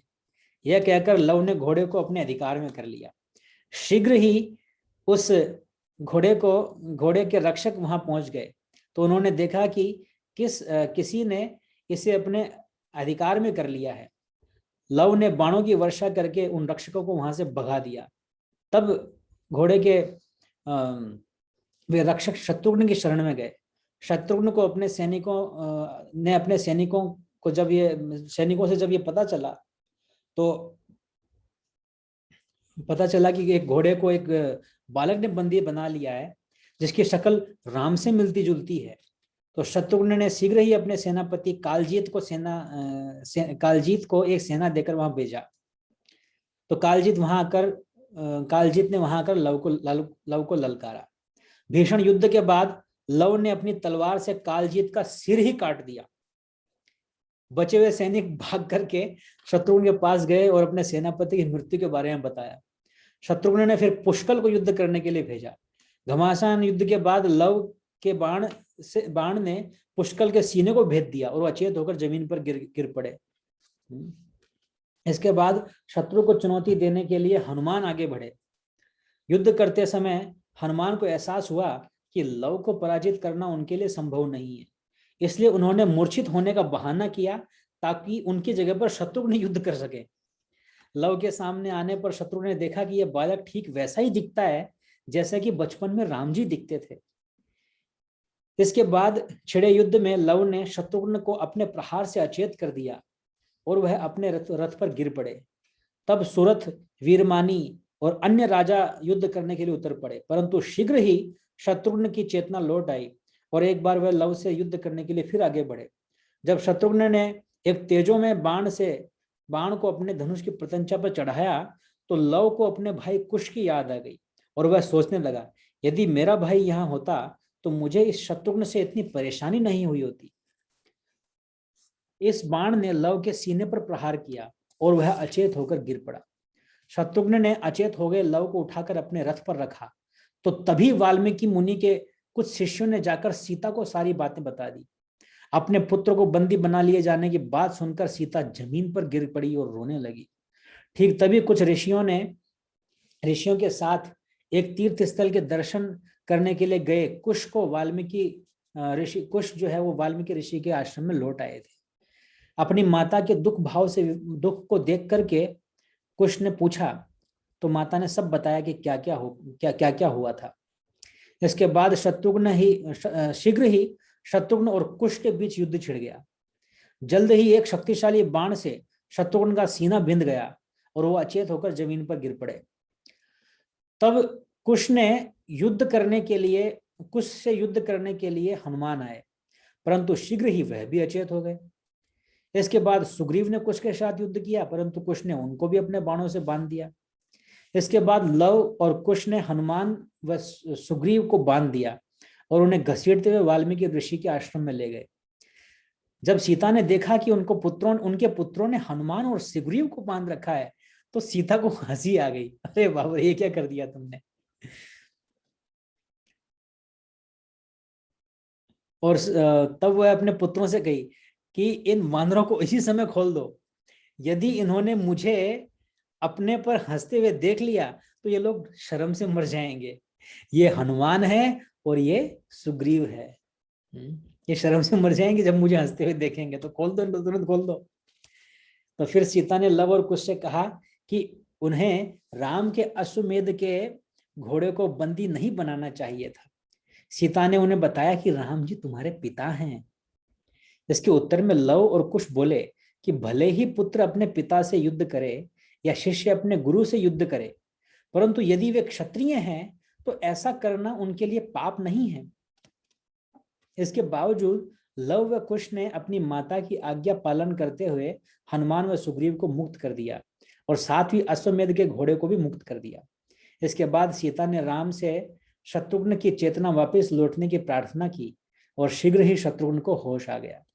इसके बाद सुमति ने शत्रुघ्न को सलाह दी कि अब घोड़ा मुक्त हो गया है, इसलिए यथाशीघ्र अयोध्या को वापस लौट जाना चाहिए। अश्वमेध यज्ञ के घोड़े के वापस लौटने का समाचार पाकर राम ने लक्ष्मण को अपने भाई शत्रुघ्न और उसके सहयोगियों तथा घोड़े का स्वागत करने के लिए भेजा। इसके बाद राम ने स्नेहपूर्वक शत्रुघ्न व पुष्कल को गले लगा लिया और वे दोनों राम के चरण कमलों में झुक गए। अंततः राम के अनुरोध पर सुमति ने अश्वमेध यज्ञ के घोड़े द्वारा संपूर्ण पृथ्वी पर चक्कर लगाने के दौरान जो घटना है उसके बारे में पूछा तो उन्होंने संक्षेप में सब कुछ बता दिया। पूरा घटनाक्रम सुनते ही राम ये समझ गए कि वाल्मीकि मुनि के आश्रम में रहने वाले 2 बालक उनके ही पुत्र हैं। इसके बाद राम वाल्मीकि मुनि के आश्रम में गए और उन्होंने 2 बालकों के बारे में पूछा। इसके उत्तर में वाल्मीकि ने बोला, हे भगवान, आप तो सभी प्राणियों के हृदय में वास करते हैं, तो भला आप इसके बारे में क्यों नहीं जानते। इसके बाद वाल्मीकि ने लक्ष्मण द्वारा सीता को वन में छोड़ दिए जाने के बाद की सारी कथा राम को सुना दी। साथ ही उन्होंने यह भी बताया कि उन्होंने किस प्रकार रामायण की रचना की और फिर लव व कुश को इसकी शिक्षा दी। इसके बाद उन्होंने राम से अनुरोध किया कि वह अपने पुत्रों सहित सीता को अयोध्या वापस ले जाए। तब यह निश्चय हुआ कि सीता को वापस ले जाने के लिए राम अपने भाई लक्ष्मण को वहां भेजेंगे। फिर अश्वमेध यज्ञ में सीता आई और राम की बगल में बैठी। सीता जी आई लक्ष्मण के साथ और अश्वमेध यज्ञ जब हुआ तो राम के बगल में बैठी। अगस्त्य मुनि ने राम के हाथ में घोड़े की बलि चढ़ाने के लिए तलवार दी और जैसे ही राम की तलवार ने घोड़े का स्पर्श किया तो घोड़े ने दिव्य रूप का उस घोड़े ने दिव्य रूप धारण कर लिया और वह एक दिव्य विमान पर आरूढ़ हो गया। इस बारे में राम द्वारा पूछे जाने पर उस दिव्य पुरुष ने कहा कि पिछले जन्म में मैं एक धर्मात्मा ब्राह्मण था, परंतु बाद में मैं धर्म के विरुद्ध आचरण करने लगा। वास्तव में मैं अत्यंत पाखंडी हो गया था क्योंकि मैं धर्म का गलत ढंग से आचरण करने लगा था। एक दिन दुर्वासा मुनि ने उस नदी के तट पर आए जहां पर मैं लोगों को मूर्ख बनाने के लिए झूठी पाखंडपूर्ण तप साधना करता था। मैंने ऋषि का स्वागत नहीं किया और न ही उनकी स्तुति वंदना की। इस पर दुर्वासा मुनि ने क्रोधित होकर मुझे श्राप देते हुए कहा कि तुम पाखंडी हो, इसलिए जाओ तुम एक पशु बन जाओ। यह सुनकर मैं होश में आया और मैं ऋषि के पांव पकड़ लिए। तब उन्होंने मुझसे कहा कि तुम भगवान राम के अश्वमेध यज्ञ के घोड़े बनोगे। जैसे ही वह तुम्हारा स्पर्श करेंगे वैसे ही तुम दिव्य पुरुष बन जाओगे। यह कहकर वह दिव्य पुरुष फिर स्वर्गलोक की तरफ चला गया। इस बीच वाल्मीकि मुनि ने लव और कुश को बुलाकर उनको निर्दिष्ट करते हुए कहा, अब मैं चाहता हूं कि तुम दोनों संपूर्ण संसार में रामायण का पाठ करते हुए भ्रमण करो। तुम दोनों ब्राह्मणों के घरों में, ऋषियों के आश्रमों में और महान राजाओं के महलों में जाओ। नगरों की गली गली में घूमते हुए रामायण का गान करो और संपूर्ण आर्यावर्त का भ्रमण करो। परंतु मैं चाहता हूं कि तुम दोनों सबसे पहले अयोध्या जाओ। यदि राम तुम दोनों से ब्राह्मणों की सभा में रामायण का पाठ करने को कहे तो उनकी आज्ञा का पालन करना, परंतु इसका पाठ करने के बदले में कुछ भी ग्रहण मत करना। केवल यही कहना कि फल और कंद मूल का सेवन करने वालों को भला स्वर्ण की क्या आवश्यकता है। यदि राम तुमसे पूछे कि तुम किसके पुत्र हो, तब कहना कि हम वाल्मीकि मुनि के शिष्य हैं। रामायण के छंदों का अत्यंत स्वर में मधुर पाठ करना और इस बात का ध्यान रखना कि तुम दोनों की किसी भी बात से राजा को ठेस न पहुंचे, क्योंकि वह समस्त जीवधारियों के पिता के समान है। तब लव और कुश बोले, हम आपकी आज्ञा की पालना करेंगे। उस रात वह दोनों वाल्मीकि के आदेश को अपने हृदय में बसाकर शांतिपूर्वक सो गए। इसके बाद लव और कुश वीणा की धुन पर रामायण का पाठ करते हुए अयोध्या नगरी में घूमने लगे। उन दोनों की आवाज में आध्यात्मिक माधुर्य भरा हुआ था, जिसके कारण उनके द्वारा गाए गए रामायण के छंद गंधर्वों के गायन से भी अधिक माधुर्यपूर्ण प्रतीत होते थे। उनके द्वारा गाए गए रामायण के पाठ को सुनने वाले लोग उनके मधुर गायन को सुनकर मंत्रमुग्ध रह गए और राम ने भी अत्यंत उत्सुकता पूर्वक उनका पाठ सुना। तब लोगों ने एक दूसरे को कहा कि यदि इनकी जटा और मृगांबर छोड़ दिया जाए तो ये दोनों के दोनों बालक बिल्कुल राम जैसे ही दिखते हैं। इसके बाद जब लव और कुश कुछ समय के लिए रामायण पाठ बंद करके विश्राम करने लगे, तब राम ने लक्ष्मण को आदेश दिया, इन होनहार बालकों को 20,000 सोने की मुद्राएं और बहुमूल्य वस्त्र दो और इसके अतिरिक्त ये जो भी चाहें वो इनको प्रदान करो। परंतु लव और कुश ने यह उपहार लेने से मना कर दिया और बोले, फल और कंदमूल खाकर जीवन व्यतीत करने वाले तपस्वियों के लिए भला सोने की क्या आवश्यकता है। राम ने अत्यंत चकित होकर के पूछा, प्रिय बालकों, इस महाकाव्य के कितने खंड हैं और किस विद्वान ऋषि ने इसकी रचना की है। तो दोनों बालक बोले, हे राजन, महान ऋषि वाल्मीकि हमारे आध्यात्मिक गुरु हैं और वही आपके संपूर्ण जीवन इतिहास का वर्णन करने वाले इस महाकाव्य के रचयिता हैं। यह महाकाव्य 6 खंडों में है और एक अतिरिक्त खंड आपकी अंतिम लीलाओं का वर्णन करता है।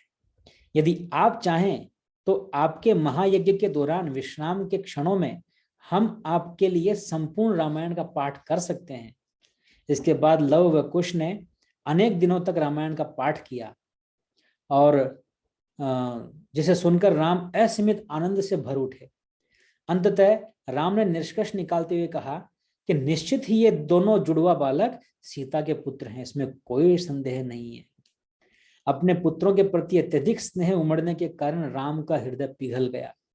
आखिरकार इस विषय पर गंभीरता के साथ विचार करने के बाद राम ने वाक कला में अत्यंत निपुण संदेश वाहकों को बुलवाया और उन्हें आदेश दिया कि इसी समय वाल्मीकि ऋषि के आश्रम में जाकर के यह संदेश दें, यदि सीता वास्तव में निर्दोष है, यदि उनका चरित्र शुद्ध है, तो आप उन्हें अपनी अनुमति देकर यहाँ भेजें ताकि वह यहाँ नागरिकों की सभा के सम्मुख स्वयं को निर्दोष सिद्ध कर सके।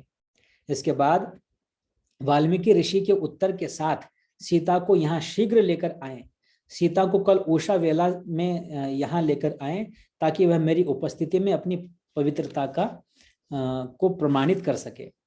राम का संदेश सुनकर सीता उनके प्रस्ताव को स्वीकार नहीं कर सकी, क्योंकि नागरिकों के समक्ष स्वयं को निर्दोष स्थापित करने का यह क्रिया व्यापार उन्हें अत्यंत अपमानजनक प्रतीत हुआ। अंततः सीता ने मन ही मन एक दृढ़ निश्चय लिया और फिर लाल रंग के वस्त्र धारण करके अयोध्या के लिए प्रस्थान किया। सच तो यह है कि ब्रह्मा जी के नेतृत्व में सभी देवतागण और दिव्य जीवधारी तथा महान ऋषि मुनि वहां पर सीता को अपनी प्रतिवता प्रमाणित करते हुए देखने के लिए आ पहुंचे। सीता के पीछे पीछे वाल्मीकि मुनि भी पहुंच गए। सीता ने वंदना के भाव से अपना शीश झुका लिया और दोनों हाथ जोड़ लिए। उनके विशाल नेत्रों में आंसू भर आए, जबकि उनके हृदय में पूर्णतः भगवान राम की प्रतिमा स्थापित थी। वहां पर एकत्रित नागरिक उद्विग्नता से किसी अनहोनी की आशंका में फुसफुसाकर बात करने लगे और तभी वाल्मीकि ऋषि राम के पास जाकर बोले, हे दशरथ नंदन, यह रही निष्कलंक और धर्मपरायण सीता, जिसे आपने जन सामान्य की आलोचना के भय से त्याग दिया था। वह यहाँ पर अपनी पवित्रता प्रमाणित करने के लिए आई है और आपकी आज्ञा की प्रतीक्षा कर रही है। हे राम, मैंने आज तक कभी भी असत्य वचन नहीं बोले हैं और आज मैं घोषणा करता हूं कि यदि सीता ने लेश मात्र भी अपराध किया है तो मैंने अब तक तप साधना में जितना भी पुण्य अर्जित किया है वह सब कुछ नष्ट हो जाए। यद्यपि आप सीता से अत्यधिक प्रेम करते हैं, जो विश्वास पूर्वक जानते हैं कि वह निर्दोष है, परंतु तब भी आपने लोक लाज के भय से उनका त्याग किया। मैं अपनी आध्यात्मिक दृष्टि से यह जानता हूं कि सीता पूर्णतः पवित्र है, इसलिए मैं यहाँ पर यह सत्य उद्घाटित करने के लिए आपके समक्ष आया हूं। राम ने एक क्षण तक सीता को देखा और फिर सभा को संबोधित करते हुए बोले, ऐसा ही हो।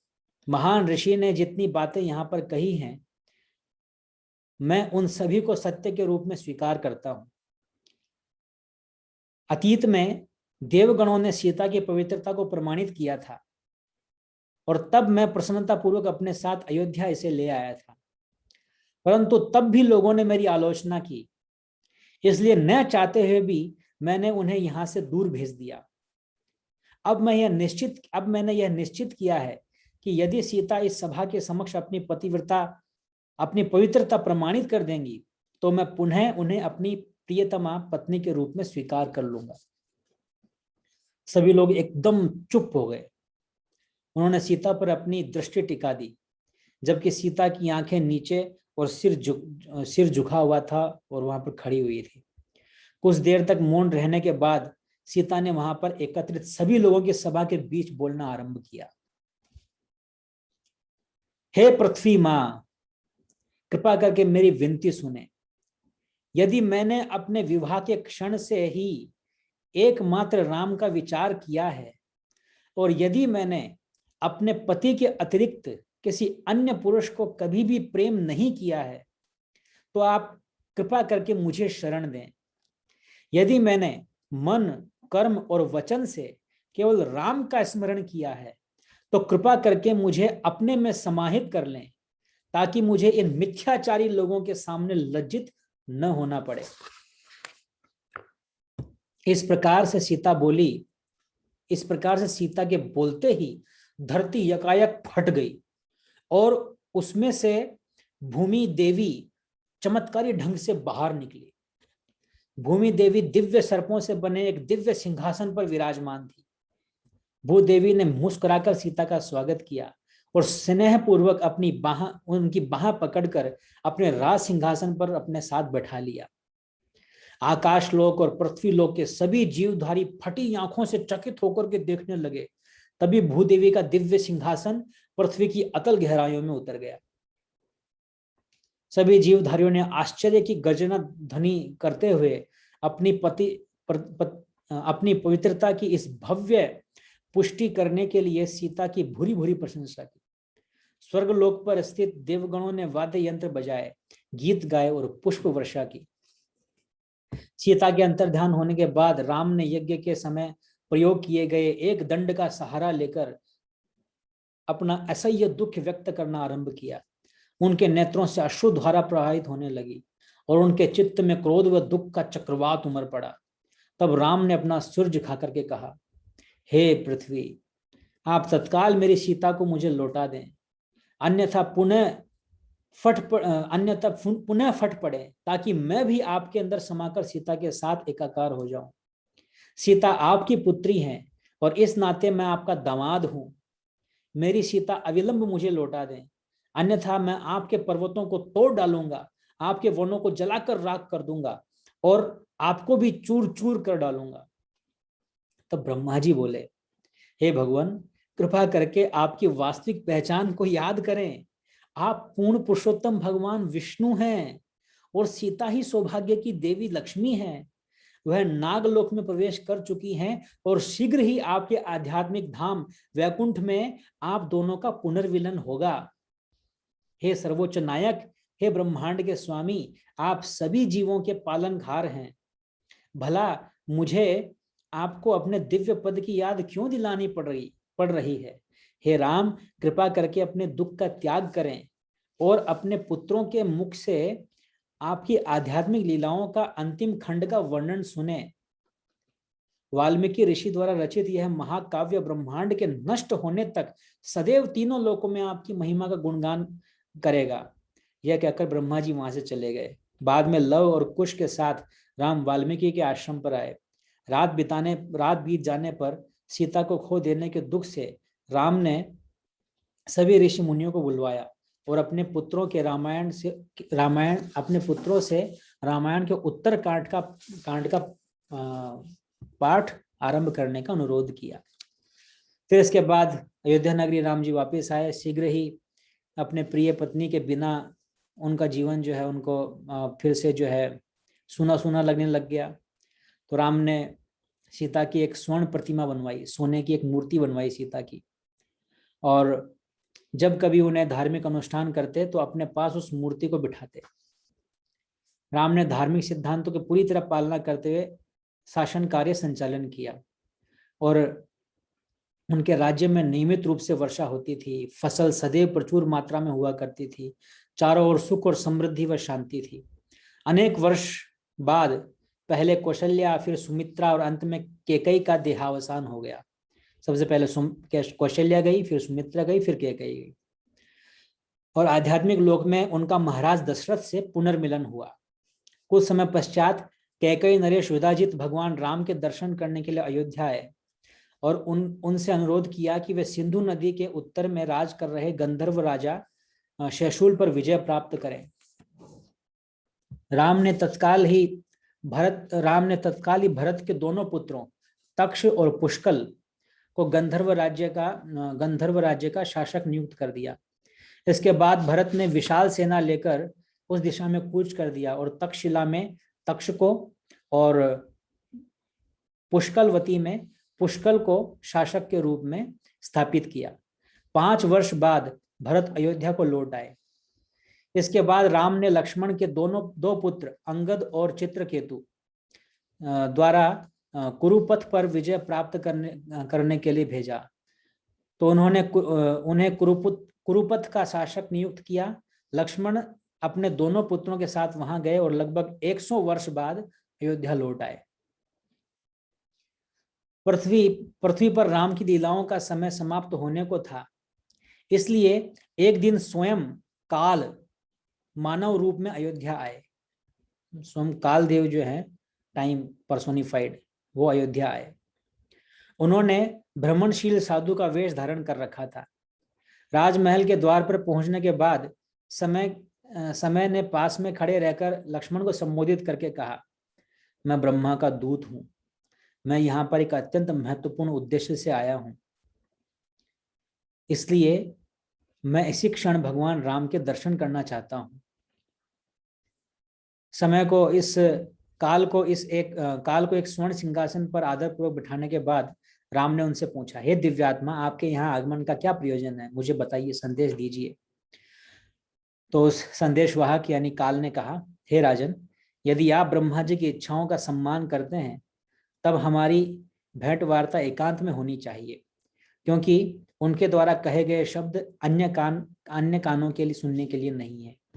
आपको यह ज्ञात हो कि यदि कोई भी हमारी इस बात को सुनेगा तो शीघ्र ही उसकी मृत्यु हो जाएगी। हे राम, आप वचन दें कि यदि कोई भी हमारी इस वार्ता को सुनने में अवधान डालेगा तो आप बिना हिचके उसके साथ अपना संबंध तोड़ देंगे। तो इस पर राम ने बोला, ठीक है, ऐसा ही होगा। फिर लक्ष्मण की ओर मुड़कर राम ने कहा कि द्वारपाल को जाने का आदेश दो। मैं चाहता हूं कि आप स्वयं द्वार के ऊपर पहरा दो, क्योंकि ये पर्सनल बात है, कोई भी नहीं सुनना चाहिए। जब वे दोनों अकेले रह गए तो वो जो संदेशवाहक के रूप में वो स्वयं काल ब्रह्मा जी का संदेश सुनाते हुए कहने लगा, हे भगवान, आपने संसार को अधर्म के बोझ से मुक्त कराने के अनुरोध पर अवतार लिया था। रावण का संहार हो चुका है और आप पर्याप्त समय तक शासन कर चुके हैं। इसलिए यदि आप चाहें तो आप अपने आध्यात्मिक लोक को लौट सकते हैं। हे सर्वव्यापी पूर्ण पुरुषोत्तम भगवान, आप ही मेरी शक्ति और मेरे अस्तित्व के स्तोत्र हैं। इसलिए मैं आपको मैं अपने संपूर्ण अस्तित्व से आपको प्रणाम करता हूँ। असल में काल भगवान ही है, काल का अस्तित्व भगवान से ही है। कृष्ण भी गीता में कहते हैं, लोकक्षय कालोस्मि। राम ने मुस्कुराते हुए कहा कि आपने बहुत ही अच्छी तरह से अपनी बात कही है। आप सदैव सौभाग्यशाली रहे। अब कृपा करके ब्रह्मा जी के पास जाकर उनसे कहें कि देवताओं द्वारा दिए गए अनुरोध को मैं पूरा कर चुका हूं, इसलिए शीघ्र ही मैं आध्यात्मिक लोक में अपने धाम को लौट जाऊंगा। जिस समय राम अपने संदेशवाहक के इस तरह से बातें कर रहे थे, उसी समय दुर्वासा मुनि राजमहल में आ गए। दुर्वासा मुनि को तो आप लोग जानते हो। दुर्वासा मुनि वहां पर आ गए और उन्होंने कहा कि मैं बहुत इंपॉर्टेंट कार्य से आया हूं और मैं भगवान राम जी के दर्शन करना चाहता हूं। लक्ष्मण ने कहा कि राम ने मुझे अत्यंत सख्त आदेश दिया कि मैं किसी को भी उनके एकांत में विघ्न न डालने दूं, तो इसलिए थोड़ी देर आप प्लीज जो है प्रतीक्षा कीजिए। अब दुर्वासा मुनि तो क्रोधित हो गए, वो तुरंत गुस्सा हो जाते हैं। तो क्रोध से उनकी आंखें लाल हो उठी और उन्होंने कहा कि इसी समय उन्हें मेरे आगमन की सूचना दो। यदि तुम मेरी आदेश की अवहेलना करने की मूर्खता करोगे तो मैं राम, भरत और तुम्हें और संपूर्ण इक्ष्वाकु वंश सहित कौशल प्रांत के सारे नागरिकों को श्राप दे दूंगा। हे लक्ष्मण, मैं स्वयं को संयमित रखने का प्रयास कर रहा हूं, परंतु मेरा धैर्य जो है ज्यादा देर टिकता नहीं है। तुम तुरंत बताओ राम को जाकर के। लक्ष्मण ये जानते थे कि राम की भेंट वार्ता में व्यवधान डालने का अर्थ है उनकी मृत्यु, परंतु तब भी दुर्वासा मुनि के श्राप के बारे में विचार करके उन्होंने सोचा कि सभी को सर्वनाश से बचाने के लिए अच्छा होगा कि मेरा ही सर्वनाश हो जाए। यह सोचकर लक्ष्मण ने राम के कक्ष में प्रवेश करके उन्हें दुर्वासा मुनि के आगमन की सूचना दी। राम ने तत्काल से विदा ली और शीघ्र ही दुर्वासा मुनि से मिलने के लिए चल पड़े। राम ने दुर्वासा मुनि के समक्ष हाथ जोड़कर खड़े होते कहा, हे सर्वश्रेष्ठ तपस्वी, हे ब्राह्मण श्रेष्ठ, मैं आपकी क्या सेवा कर सकता हूँ? दुर्वासा मुनि कहते हैं, हे धर्मपरायण राजा, मैंने अभी अभी 1000 वर्ष तक निराहार रह करके तप पूर्ण किया है। आप मुझे भोजन करा सकते हैं? बताओ, खाने के लिए जो है इतना तुरंत जो है मेरे को मिलना है, बताओ। मैं नहीं तो मैं श्राप दे दूंगा, पूरे इक्ष्वाकु वंश को नष्ट कर दूंगा। राम ने तत्काल दुर्वासा मुनि को स्वादिष्ट भोजन कराया, जिसके कारण वह अत्यंत प्रसन्न हो गए। परंतु दुर्वासा मुनि ऋषि के जानने के बाद राम को काल के दिए गए वचन की याद आई और भयानक दुख उनको जकड़ लिया। अपने सबसे अंतरंग सहयोगी को खो देने के भय से राम मूर्तिवत खड़े रह गए, मानो समस्त कार्य कारणों की चेतना से शून्य होकर उनका शरीर दुख पूर्वक नीचे लटक गया। तब लक्ष्मण शोक से भाव विह्वल हो उठे और अपने भाई के पास आए और मुस्कुराते हुए बोले, हे मेरे प्रिय राम, नियति द्वारा जिसे अनिवार्य निर्धारित कर दिया गया है उसके लिए शोक न करें। हमें बिना किसी भी प्रकार के रोग या द्वेष के अपने दायित्व का निर्वाह करना चाहिए। इसलिए अपने वचन का पालन करें और बिना हिचक मुझे देश निकाला दे दें। राम ने अपने मंत्रियों को बुलाया और पूरी घटना बताने के बाद उन्होंने उनसे सलाह मांगी। वशिष्ठ मुनि बोले, प्रिय राम, मैं अपनी तप साधना के माध्यम से आपके साथ घट रही घटना पहले से ही देख सकता हूं। अब आपको अपने वचन का निर्वाह करना चाहिए और अन्यथा जीवन पर्यंत आपने जिस धर्म का पालन किया उस पर कलंक लग जाएगा। धार्मिक सिद्धांतों का रक्षण होने से यह संसार धीरे धीरे दुख से भरकर नष्ट हो जाएगा। इसलिए सदैव सत्यनिष्ठ बने रहने की अपनी शपथ का पालन करें और लक्ष्मण को देश निकाला दे दें। राम ने अत्यंत गहराई से इस पर विचार किया। इसके बाद उन्होंने सभा में घोषणा कर दी कि धर्म का विचलन पालन करते रहने की शपथ का निर्वाह करने के लिए मैं आप सभी के सामने लक्ष्मण को अयोध्या से निकल जाने का आदेश देता हूं। फिर सभी मंत्रियों ने राम की प्रशंसा की। इसके बाद लक्ष्मण सरयू नदी के तट पर गए और उन्होंने गूढ़ योग की साधना में अपना ध्यान केंद्रित कर दिया। अंततः उचित समय आने पर राजा इंद्र एक दिव्य रथ पर सवार होकर वहां आए। चूंकि उनका शरीर आध्यात्मिक व दिव्य था, अतः लक्ष्मण अपनी देह त्याग किए बिना ही मधुर स्वर में गाते हुए गंधर्वों, नृत्य करती हुई अप्सराओं और सुगंधित पुष्पों की वर्षा के मध्य स्वर्गलोक को प्रस्थान किए। असल में ऐसा नहीं कि खाली स्वर्गलोक, ये स्वर्गलोक से फिर धीरे धीरे अपने आध्यात्मिक लोक में जा रहे हैं। ऐसा नहीं है कि स्वर्ग चले गए। कई लोग सोचते हैं कि स्वर्ग ही सर्वोपरि है, जो स्वर्ग चला गया बस काम खत्म। जो स्वर्ग जाता है वो भी नीचे आता है। गीता में कृष्ण कहते हैं, क्षीणे पुण्य मृत्यु लोके विशंति, पुण्य क्षीण होकर नीचे आ जाता है। लेकिन यहाँ पर ये लोग जो है आध्यात्मिक जगत जा रहे हैं। फिर लक्ष्मण के अंतर्धान हो जाने के बाद राम ने भरत को राज सिंहासन पर स्थापित करने का निश्चय किया, ताकि वह भी सुमित्र नंदन द्वारा अपनाए गए पथ का अनुसरण कर सके। भरत ने सिंहासन पर आरूढ़ होने का प्रस्ताव ठुकरा दिया, क्योंकि वह राम के बिना राज्य का सुख भोगने के बजाय उनके साथ वन में जाना चाहते थे। वन जाने से पहले राम ने राज्य का विभाजन करके कौशल का उत्तरी हिस्सा कुश को और दक्षिणी हिस्सा लव को प्रदान कर दिया। राज्याभिषेक समारोह हो जाने पर राम ने अपने दोनों पुत्रों को अत्यंत स्नेहपूर्वक गले से लगाया और प्रचुर मात्रा में स्वर्ण और रत्न दिए और हजारों रथ और अनगिनत हाथी और घोड़े उनको दे दिए। नागरिकों को जब पता चला कि राम राजकाज छोड़कर वन को जा रहे हैं, तो उन्होंने भी दृढ़ निश्चय कर लिया वो भी उनके पीछे पीछे जाएंगे, भले ही वे कहीं भी क्यों न जाए, क्योंकि हम राम के बिछुड़ने का दुख नहीं सहन कर सकते। शत्रुघ्न भी राम का अनुसरण करने की इच्छा रखते थे, इसलिए अयोध्या नगरी से राम के निकलते ही भारी संख्या में लोग उनके पीछे पीछे चलने लगे। वास्तव में प्रेम और समर्पण की भावना से भरकर प्रत्येक जीवधारी वन को जाते राम का अनुसरण करने लगा, जिसके कारण अयोध्या नगरी में एक जंतु भी नहीं दिख रहा था, कुछ भी नहीं दिख रहा था, सब के सब जा रहे थे पीछे पीछे। पथ पर चलते हुए राम को देखकर प्रत्येक व्यक्ति यह देख पा रहा था कि वह किस प्रकार पूर्ण निर्विकार और उदासीनता के भाव प्रकट कर रहे थे, मानो वे संसार का त्याग करने की तैयारी कर रहे हैं। इस अविस्मरणीय अवसर पर राम की समस्त शक्तियां मूर्त रूप धारण करके उनके साथ चल रही थी। राम की दाहिनी ओर श्री और बाईं ओर भूमि देवी थी। उनके सामने शक्ति चल रही थी और उनके पीछे अन्य अनगिनत ऊर्जाएं चल रही थी, जिसमें ओमकार, गायत्री और वेद शामिल थे। असल में भगवान के अंदर बहुत सारी शक्तियां, पराशक्ति विविधेव श्रूयते, विविध प्रकार की शक्तियां हैं और सारी शक्तियां पर्सनैलिटी भी हैं। वो सारी शक्तियां जो पर्सनैलिटी बन करके राम के इर्द गिर्द चल रही हैं। उनके पीछे पीछे भरत, शत्रुघ्न परिवारजन चल रहे थे। उनके साथ पवित्र अग्नि का प्रतिनिधित्व करने वाले ब्राह्मण जन थे। ब्राह्मणों के पीछे पीछे अन्य नागरिक अपनी सामाजिक स्थितियों के क्रम में चल रहे थे, और सबसे अंत में जीव जंतु चल रहे थे। सरयू नदी के तट पर पहुंचकर राम कुछ क्षण के लिए रुके, और उसी समय राम के ऊपर अपने अपने दिव्य रथों पर सवार होकर ब्रह्मा जी सहित समस्त देवतागण अवतरित हुए। संपूर्ण आकाश लोक स्वर्गिक आभा से चमक उठा, और सौम्य और सुगंधित वायु प्रवाह होने लगी। गंधर्वों तथा अप्सराओं ने नृत्य व गान आरंभ कर दिया, जबकि स्वर्ग के लोक के अन्य निवासियों ने अत्यंत सुगंधित पुष्पों की वृष्टि आरंभ कर दी। कुछ समय बाद जैसे ही राम ने जल में प्रवेश किया, तो ब्रह्मा जी ने स्तुति वंदना आरंभ कर दी।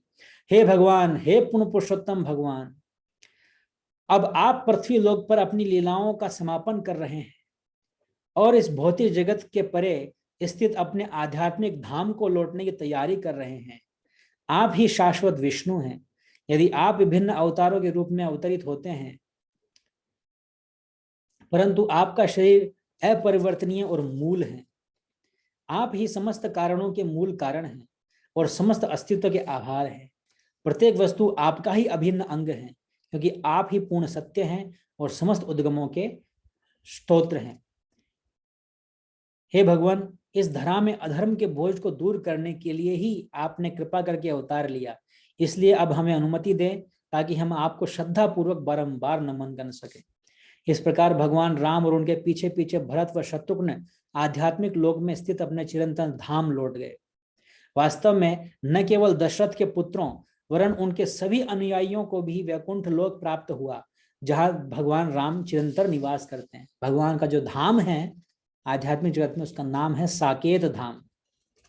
इस प्रकार जो है ये रामायण का प्रसिद्ध ग्रंथ, रामायण रूप प्रसिद्ध ग्रंथ भगवान राम की लीलाओं का यह आध्यात्मिक वर्णन समाप्त होता है, जिसकी रचना महान ऋषि एवं महान भक्त वाल्मीकि द्वारा की गई।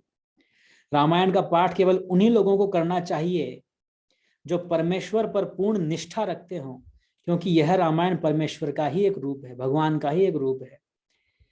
इसके एक एक श्लोक में इतनी शक्ति है कि इसको सुनने मात्र से ही व्यक्ति के उस दिन तक के सारे पाप मिट जाते हैं। कितने ही दिन पाप किए, सारे पाप मिट जाते हैं इसको सुनने से।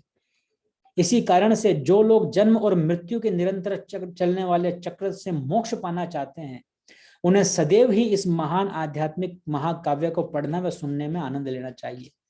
रामायण का पाठ करने से व्यक्ति को धर्म, अर्थ, काम और मोक्ष के फल की प्राप्ति होती है, और इससे भी बढ़कर व्यक्ति को भगवान के प्रति विशुद्ध प्रेम विकसित करने में सहायता मिलती है, जो इस मानव जीवन का परम लक्ष्य है।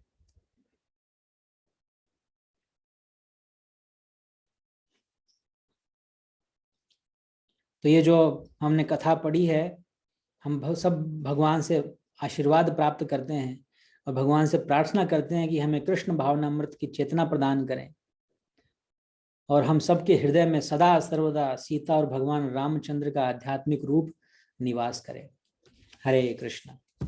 इस प्रकार से रामायण का पाठ संपूर्ण होता है। थोड़ा सा लेट हो गए, 9:13 हो गई, लेकिन आज हमारा उत्तरकांड समाप्त हुआ। आई होप आप सब लोगों ने आनंद उठाया है रामचंद्र जी की लीलाओं में। और नेक्स्ट सैटरडे से हम शुरू करेंगे भागवत कथा। आप सभी भक्तों का बहुत बहुत धन्यवाद कि आप लोग रेगुलरली आते हैं और एनकरेज करते हैं मुझे भी, ताकि हम कथाएं जो है रेगुलरली कर सकें। आप सब लोग बहुत अच्छा सहयोग कर रहे हैं। लास्ट टाइम हमने जो अनाउंस किया था नित्य सेवा के लिए, तो 2 भक्तों ने तो ऑलरेडी जो 2 भक्त तो बन चुके हैं। एक तो लवीना खारे, जो कि आई थिंक पुणे से हैं, वो हमारे नित्य सेवक बने हैं। और सुषमा शर्मा जी के पुत्र जो है वो भी हमारे नित्य सेवक बने हैं। So thank you very much. और चंदन यात्रा आज से शुरू हुई है, तो चंदन यात्रा के लिए भी कुछ भक्तों ने, वैभव भाला जी ने और दीपिका शारदा जी ने सहयोग दिया है, और रेखा माता जी का भी जो है कंट्रीब्यूशन आया है। और भी भक्त जो है आप चाहें तो इसके लिए कर सकते हैं। बाकी नित्य सेवा तो है ही। हमारे जो गौशाला है, लगभग हमारे ज़्यादा तो नहीं, 30-35 गायें, 32 गायें हैं टोटल। तो उनका चारा आता है, सूखा चारा आता है, वो कंपाउंड आता है, और हरा चारा भी डेली आता है। और डेटीज की सेवा, गृहों की सेवा में डेली दूध आता है, हनी है, घी, गार्लैंड भगवान की रोज माला वगैरह बनती है, अगरबत्ती, ऑयल, योगर्ट वगैरह जो भी होता है। अभी जो जो भी इसमें नित्य सेवा में आप जुड़ना चाहते हैं, इसकी क्या डिटेल्स हैं वो मैं ग्रुप में और शेयर कर दूंगा। तो आप सब लोगों के सहयोग से ही जो है ये कार्यक्रम हो रहे हैं, मंदिर चल रहा है। अभी तो बस कोरोना काल है, इसलिए थोड़ा सा बंद कर रखा है, लेकिन ज़्यादा लंबा नहीं है, टेम्परेरी है ये तो। आई थिंक आशा करते हैं कि ये 2021 लास्ट है, 2022 से हमारी एक नई शुरुआत होगी, और अच्छे से हम जो है भगवान की सेवा अच्छे से कर पाएंगे। तब तक जितना भी हम वर्चुअली ये कथा वगैरह कर सकें और सहयोग कर सकें मंदिर में, तो ये हम सबका सौभाग्य है। So thank you very much. किसी का भी कुछ, वैसे तो 9:16 हो गए हैं, किसी का कोई प्रश्न है, कुछ पूछना चाहते हैं, बताना चाहते हैं, तो आप मुझे पूछ सकते हैं, बता सकते हैं।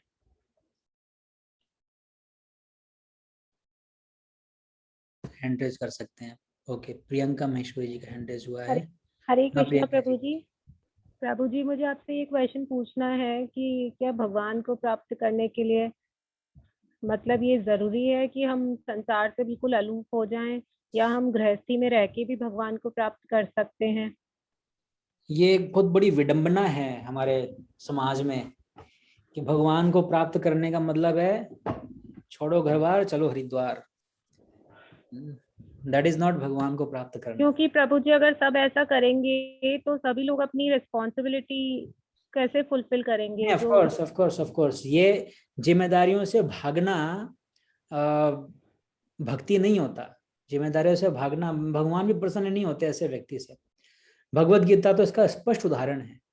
भगवत गीता का कवर पेज आप देखेंगे, उसमें क्या हो रहा है, कृष्ण रथ हाँक रहे हैं और पीछे अर्जुन तीर कमान लेकर के खड़े हुए हैं।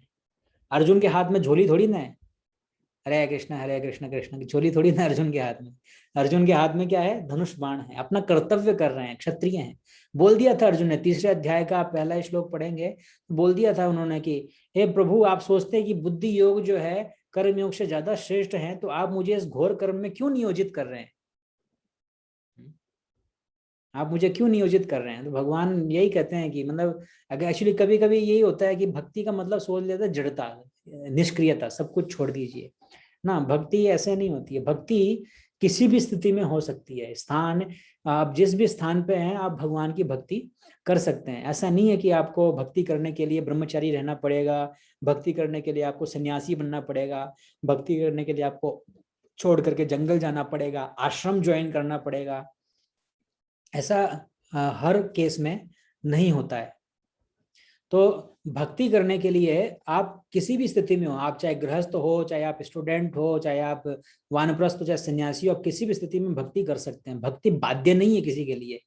कई बार ये सोचा जाता है कि अरे अगर मैं गृहस्थी में चला जाऊंगा तो मेरे तो सारा विनाश हो जाएगा, क्योंकि हम देखते हैं केसेस जो है गृहस्थी में कितने झंझट है, माथा पोड़ी है, अरे बाप रे, आज इसके पत्नी को ये चाहिए, बच्चे को ये चाहिए, कर्जा हो गया, या फिर जो है घर बनाना है, या फिर electricity bill, this bill that bill, इतना ऐसे झंझट लगता है।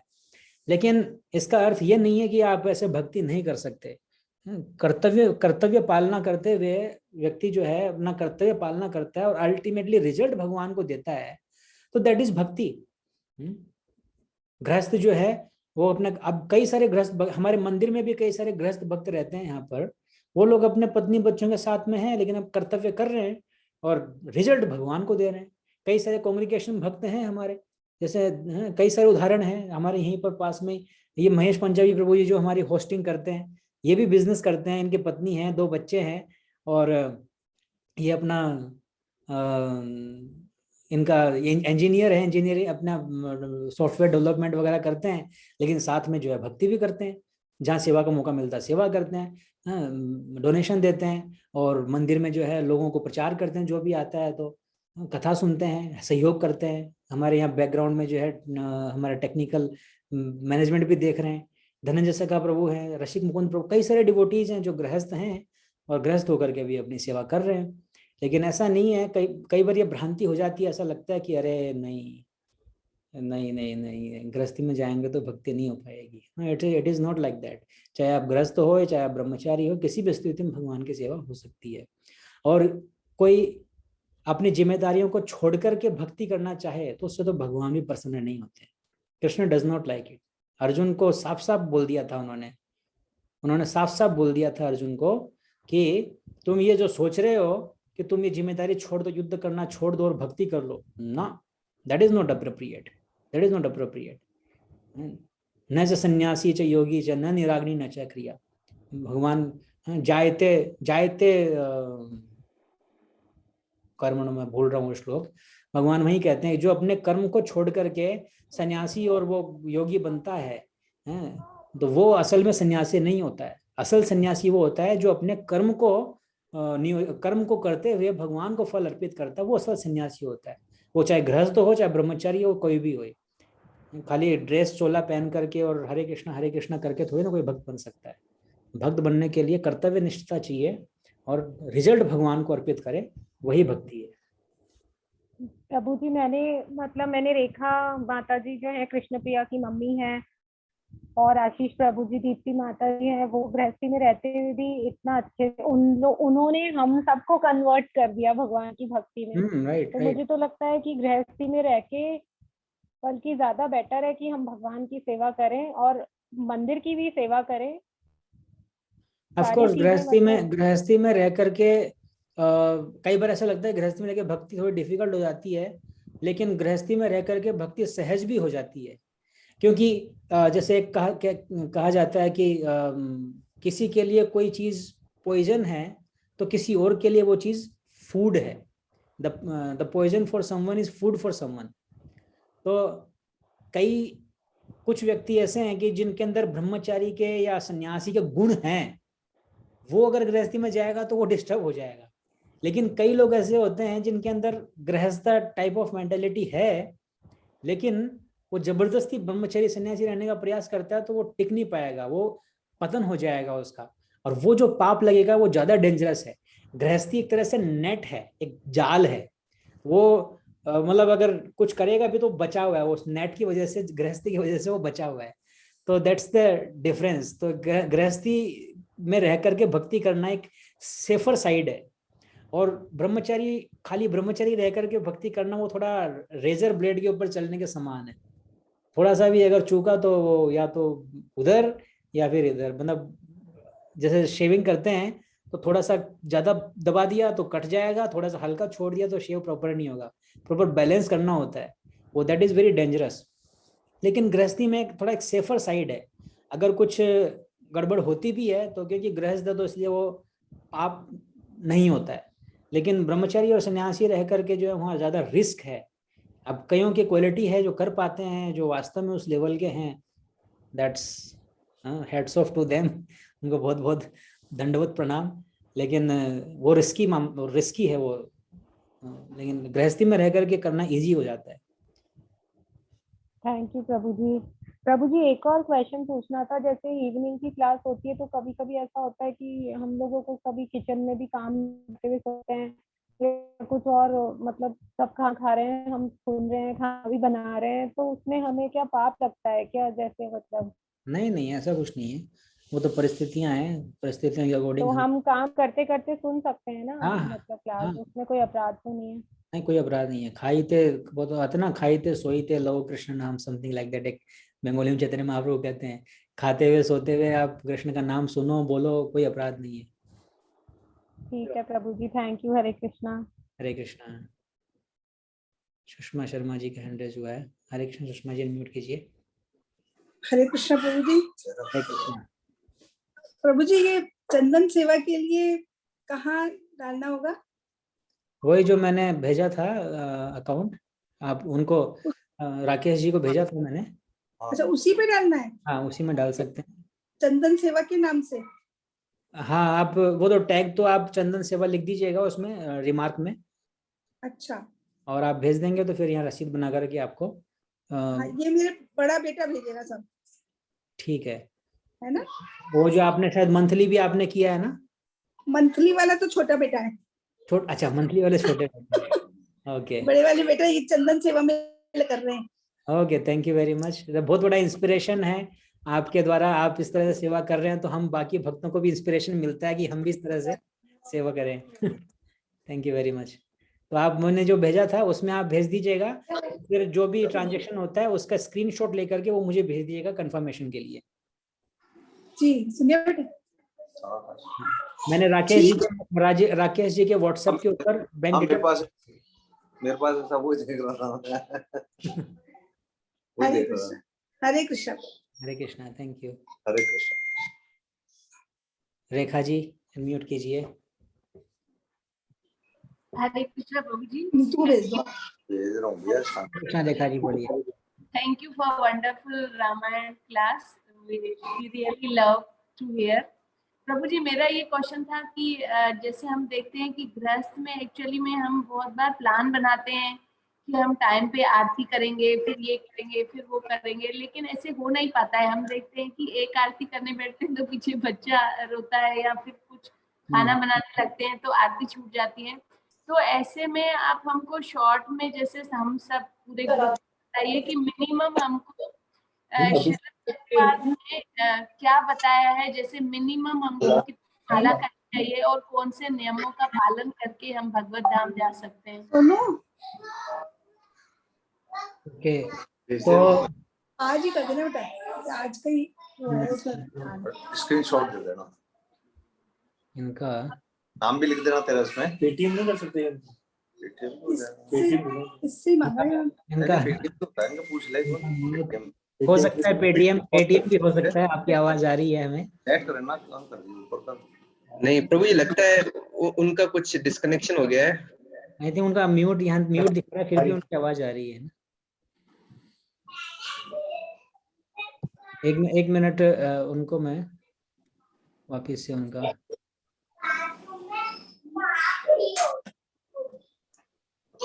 हरे कृष्णा सुषमा जी। हाँ, पेटीएम हरे कृष्णा। हाँ जी, पेटीएम भी कर सकते हैं आप लोग, कर सकते हैं ना? हाँ जी। इस नंबर आप म्यूट कर लीजिए, आप अपनी तरफ से म्यूट कर लीजिए। ओके ओके, सो रेखा जी का प्रश्न है कि कई बार हम आरती वगैरह करते हैं तो पीछे बच्चे जो है डिस्टर्ब करने लग जाते हैं, बोलने लग जाते हैं, तो कैसे करें, क्या करें, कैसे इजीली भगवान के धाम को जा सकते हैं। एक लेटर है श्रील प्रभुपाद जी का। कई बार हम बच्चों को डिस्ट्रैक्शन समझते हैं कि बच्चे जो है डिस्ट्रैक्शन है हमारी सेवा में, साधना में, लेकिन एक प्रभुपाद जी का लेटर है। उस लेटर में प्रभुपाद जी बोलते हैं कि child worship is more important then deity worship. अगर आपने वो लेटर कहीं सुना हो आपने, तो अगर नहीं है आपको पता तो मैं शायद आप मुझे कल रिमाइंड करवाइएगा, कल दिन में मैं वेदाव्यास में सर्च करके आपको भेजूंगा। Child worship is better than deity worship, क्योंकि बच्चे क्या है, दे आर वैकुंठा चिल्ड्रन, भक्त के परिवार में आए हैं, वैकुंठ से आए हैं एक तरह से, उनकी केयर करना ज़्यादा इम्पोर्टेंट है। छोटे बच्चे हैं तो उनको टाइम देना ज़्यादा इम्पोर्टेंट है बजाय अपना भजन भाव करने के। फिर जब वो बड़े होंगे, समझदार होंगे, तो आपको वैसे टाइम मिलेगा, खूब टाइम मिलेगा। बुढ़ापा आएगा, बुढ़ापे में आपको क्या करना है, बैठ के हरे कृष्णा ही करना है। कई बार हम इतने फैनेटिक हो जाते हैं, कई बार ये जो फैनेटिक वर्ड जो है ये बहुत ही हैवी वर्ड है, लेकिन वास्तव में कई बार हम लोग फैनेटिक हो जाते हैं, और फैनेटिक होकर के हम अपनी साधना को इम्पोर्टेंस देते हैं, और बाकी घर गृहस्थी वाली चीज़ों को तो हम सोचते हैं हट ये सब फालतू की है, यूजलेस है, मेरा दिमाग खराब हो गया है इस घर के अंदर रह करके, मैं तो मंदिर में चला जाऊंगा या चली जाऊंगी, मैं वहां जाकर के सेवा करूंगी। That is not appropriate. गृहस्थ है, उसकी जिम्मेदारी जो घर की ड्यूटीज हैं, वो ड्यूटीज इटसेल्फ में डिवोशनल सर्विस है। आपका जो घर है वो घर भगवान का मंदिर ही तो है, तो भगवान ने आपको एक फील्ड में डाला है, उस फील्ड में आपकी एक्टिविटीज जो हैं वो आपके करना, वो आपकी भक्ति है। जैसे अर्जुन को भगवान ने महाभारत के युद्ध में डाला है, तो दैट इज तो फाइट करना अर्जुन की ड्यूटी है। अब वहां पर इतना विध्वंस हो रहा है, हाहाकार हो रहा है, लोग मर रहे हैं, कट रहे हैं, पट रहे हैं, और वो अर्जुन सोचे मैं तो भक्त हूँ, मेरे को तो यहाँ नहीं रहना, मैं तो जा रहा हूँ जंगल, वहां जाके तपस्या करूंगा। तो दैट इज नॉट अप्रोप्रिएट। तो वैसे ही आप घर में हैं, बच्चे हैं, तो उनको टेक केयर करना, उनको संभालना, वो फर्स्ट प्रायोरिटी है आपकी। फिर सेकंड प्रायोरिटी समय है, तब फिर आप जो है अपना भक्ति, रीडिंग वगैरह जो करके वो आप वो कर सकते हैं। वैसे तो आपको लाइफ मैनेज करनी चाहिए, प्रॉपर टाइम बनाना चाहिए, स्केड्यूल बनाना चाहिए, उसके हिसाब से चलना चाहिए। लेकिन क्योंकि बच्चे हैं और गृहस्थी है, तो कई बार ऊपर नीचे भी हो जाता है, तो आपको एडजस्ट भी करना चाहिए। And there should be some routine, but you should not be fanatic to follow that routine. No, it should be like this. जैसे मान लो आपने रूटीन बना रखा कि सुबह 4 बजे उठना है और मंगल आरती करनी है, और कल को जो है आपका बच्चे की तबीयत खराब हो गई, और रात को आपको बच्चे को बार बार टेक केयर करना पड़ रहा है, और उसको टेक केयर करने की जगह में आपको बार बार उठना पड़ रहा है। आप सुबह 4 बजे बज गए, अब आपका रूटीन है कि नहीं सुबह 4 बजे उठना है, मंगला आरती करनी है। अब फिर भी जो है आप, बच्चा सो रहा है लेकिन फिर भी आप उठ रहे हो, उठ करके शंख बजा रहे हो, फिर वो बच्चा जाग गया, फिर वो रो रहा है, फिर आप जो है नहीं, आप तो जो है अपनी आरती कर रहे हो, फिर उस चक्कर रात भर आप भी नहीं सो पाए और बच्चा भी नहीं सो पाया, उस वजह से आपकी भी तबीयत खराब हो गई। अब आप बच्चे की भी टेक केयर ढंग से नहीं कर सकते, अब अपनी आपकी टेक केयर के ऊपर भी ध्यान लगाना पड़ेगा। तो इसको कहते हैं फैनेटिज्म। तो one should not be fanatic. कई बार लेट नाइट हो गया है बच्चे को टेक केयर करते हुए या कोई काम करते हुए या something like that, you may miss one day, it's not a big deal.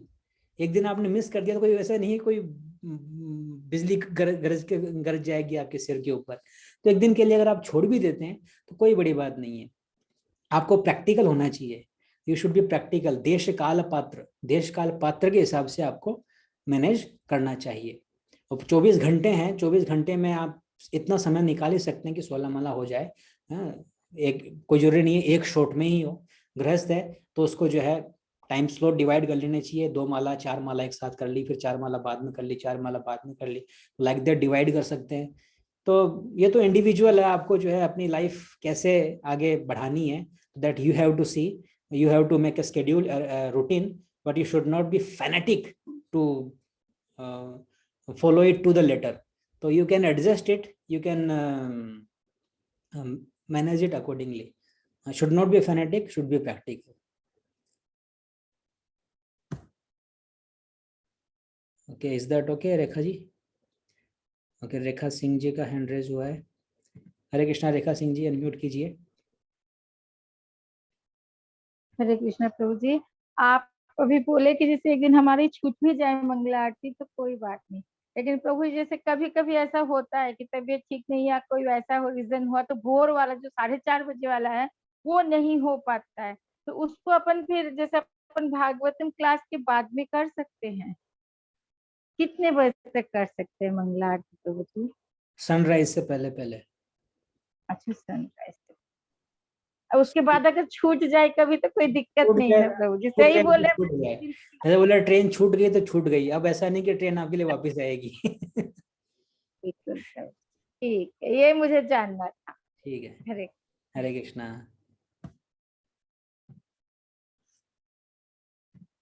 Okay, so already 9:33 हो गए हैं। मैं प्रियंका महेश्वरी जी, प्रभु जी हम बच्चों को इन्वॉल्व कर सकते हैं, हमारे शाम की आरती सब अब सोनाक्षी ही करती है। दैट्स ग्रेट, सोनाक्षी आरती करती है, वेरी नाइस।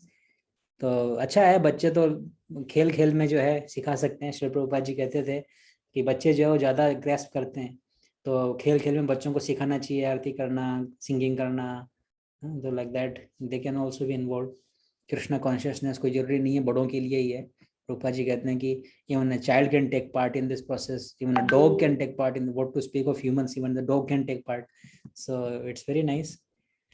So बहुत अच्छा है, बच्चों को भी आप इन्वॉल्व कर सकते हैं। और अभी रेखा माता जी जिन्होंने क्वेश्चन पूछा था, तो वो रेखा माता जी ही जो है बच्चों के लिए एक बड़ा अच्छा प्रोग्राम कर रही हैं, समर कैंप्स। आप लोगों ने देखा होगा, ग्रुप में आया होगा, तो आप लोग उस समर कैंप में अपने बच्चों को भी इन्वॉल्व करवा सकते हैं ऑनलाइन। बहुत अच्छा रहेगा, सब लोगों को एक इंस्पिरेशन रहेगा।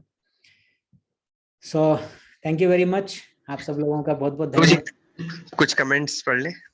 हाँ जी, श्याम चतुर्वेदी जी बोलते हैं हरे कृष्णा। सुषमा जी ने कहा है हरे कृष्णा। दीपिका शारदा जी ने भी कहा है थैंक यू प्रभु जी। अमीशी गोयल जी ने कहा है हरे कृष्णा, अमेजिंग कथा।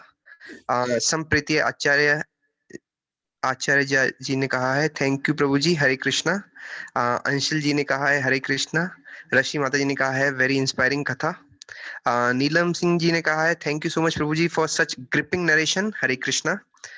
सुरेश अग्रवाल प्रभु जी ने कहा है हरे कृष्ण प्रभु जी, दंडवत प्रणाम। आपको कोटि कोटि दंडवत प्रणाम, वेरी वेरी नाइस कथा। ऋतु राजवंशी जी ने कहा है हरे कृष्ण प्रभु जी। प्रियंका जी ने कहा है अच्छा।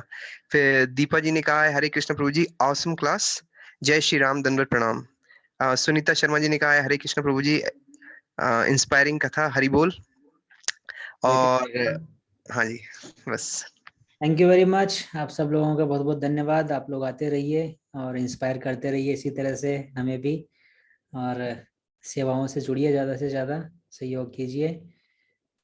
हरे कृष्णा, जय श्री राम। सो नेक्स्ट हम जो है शुरू करेंगे भागवत, तो नेक्स्ट वीक से अपनी भागवत होगी। जय श्री राम, हरे कृष्णा।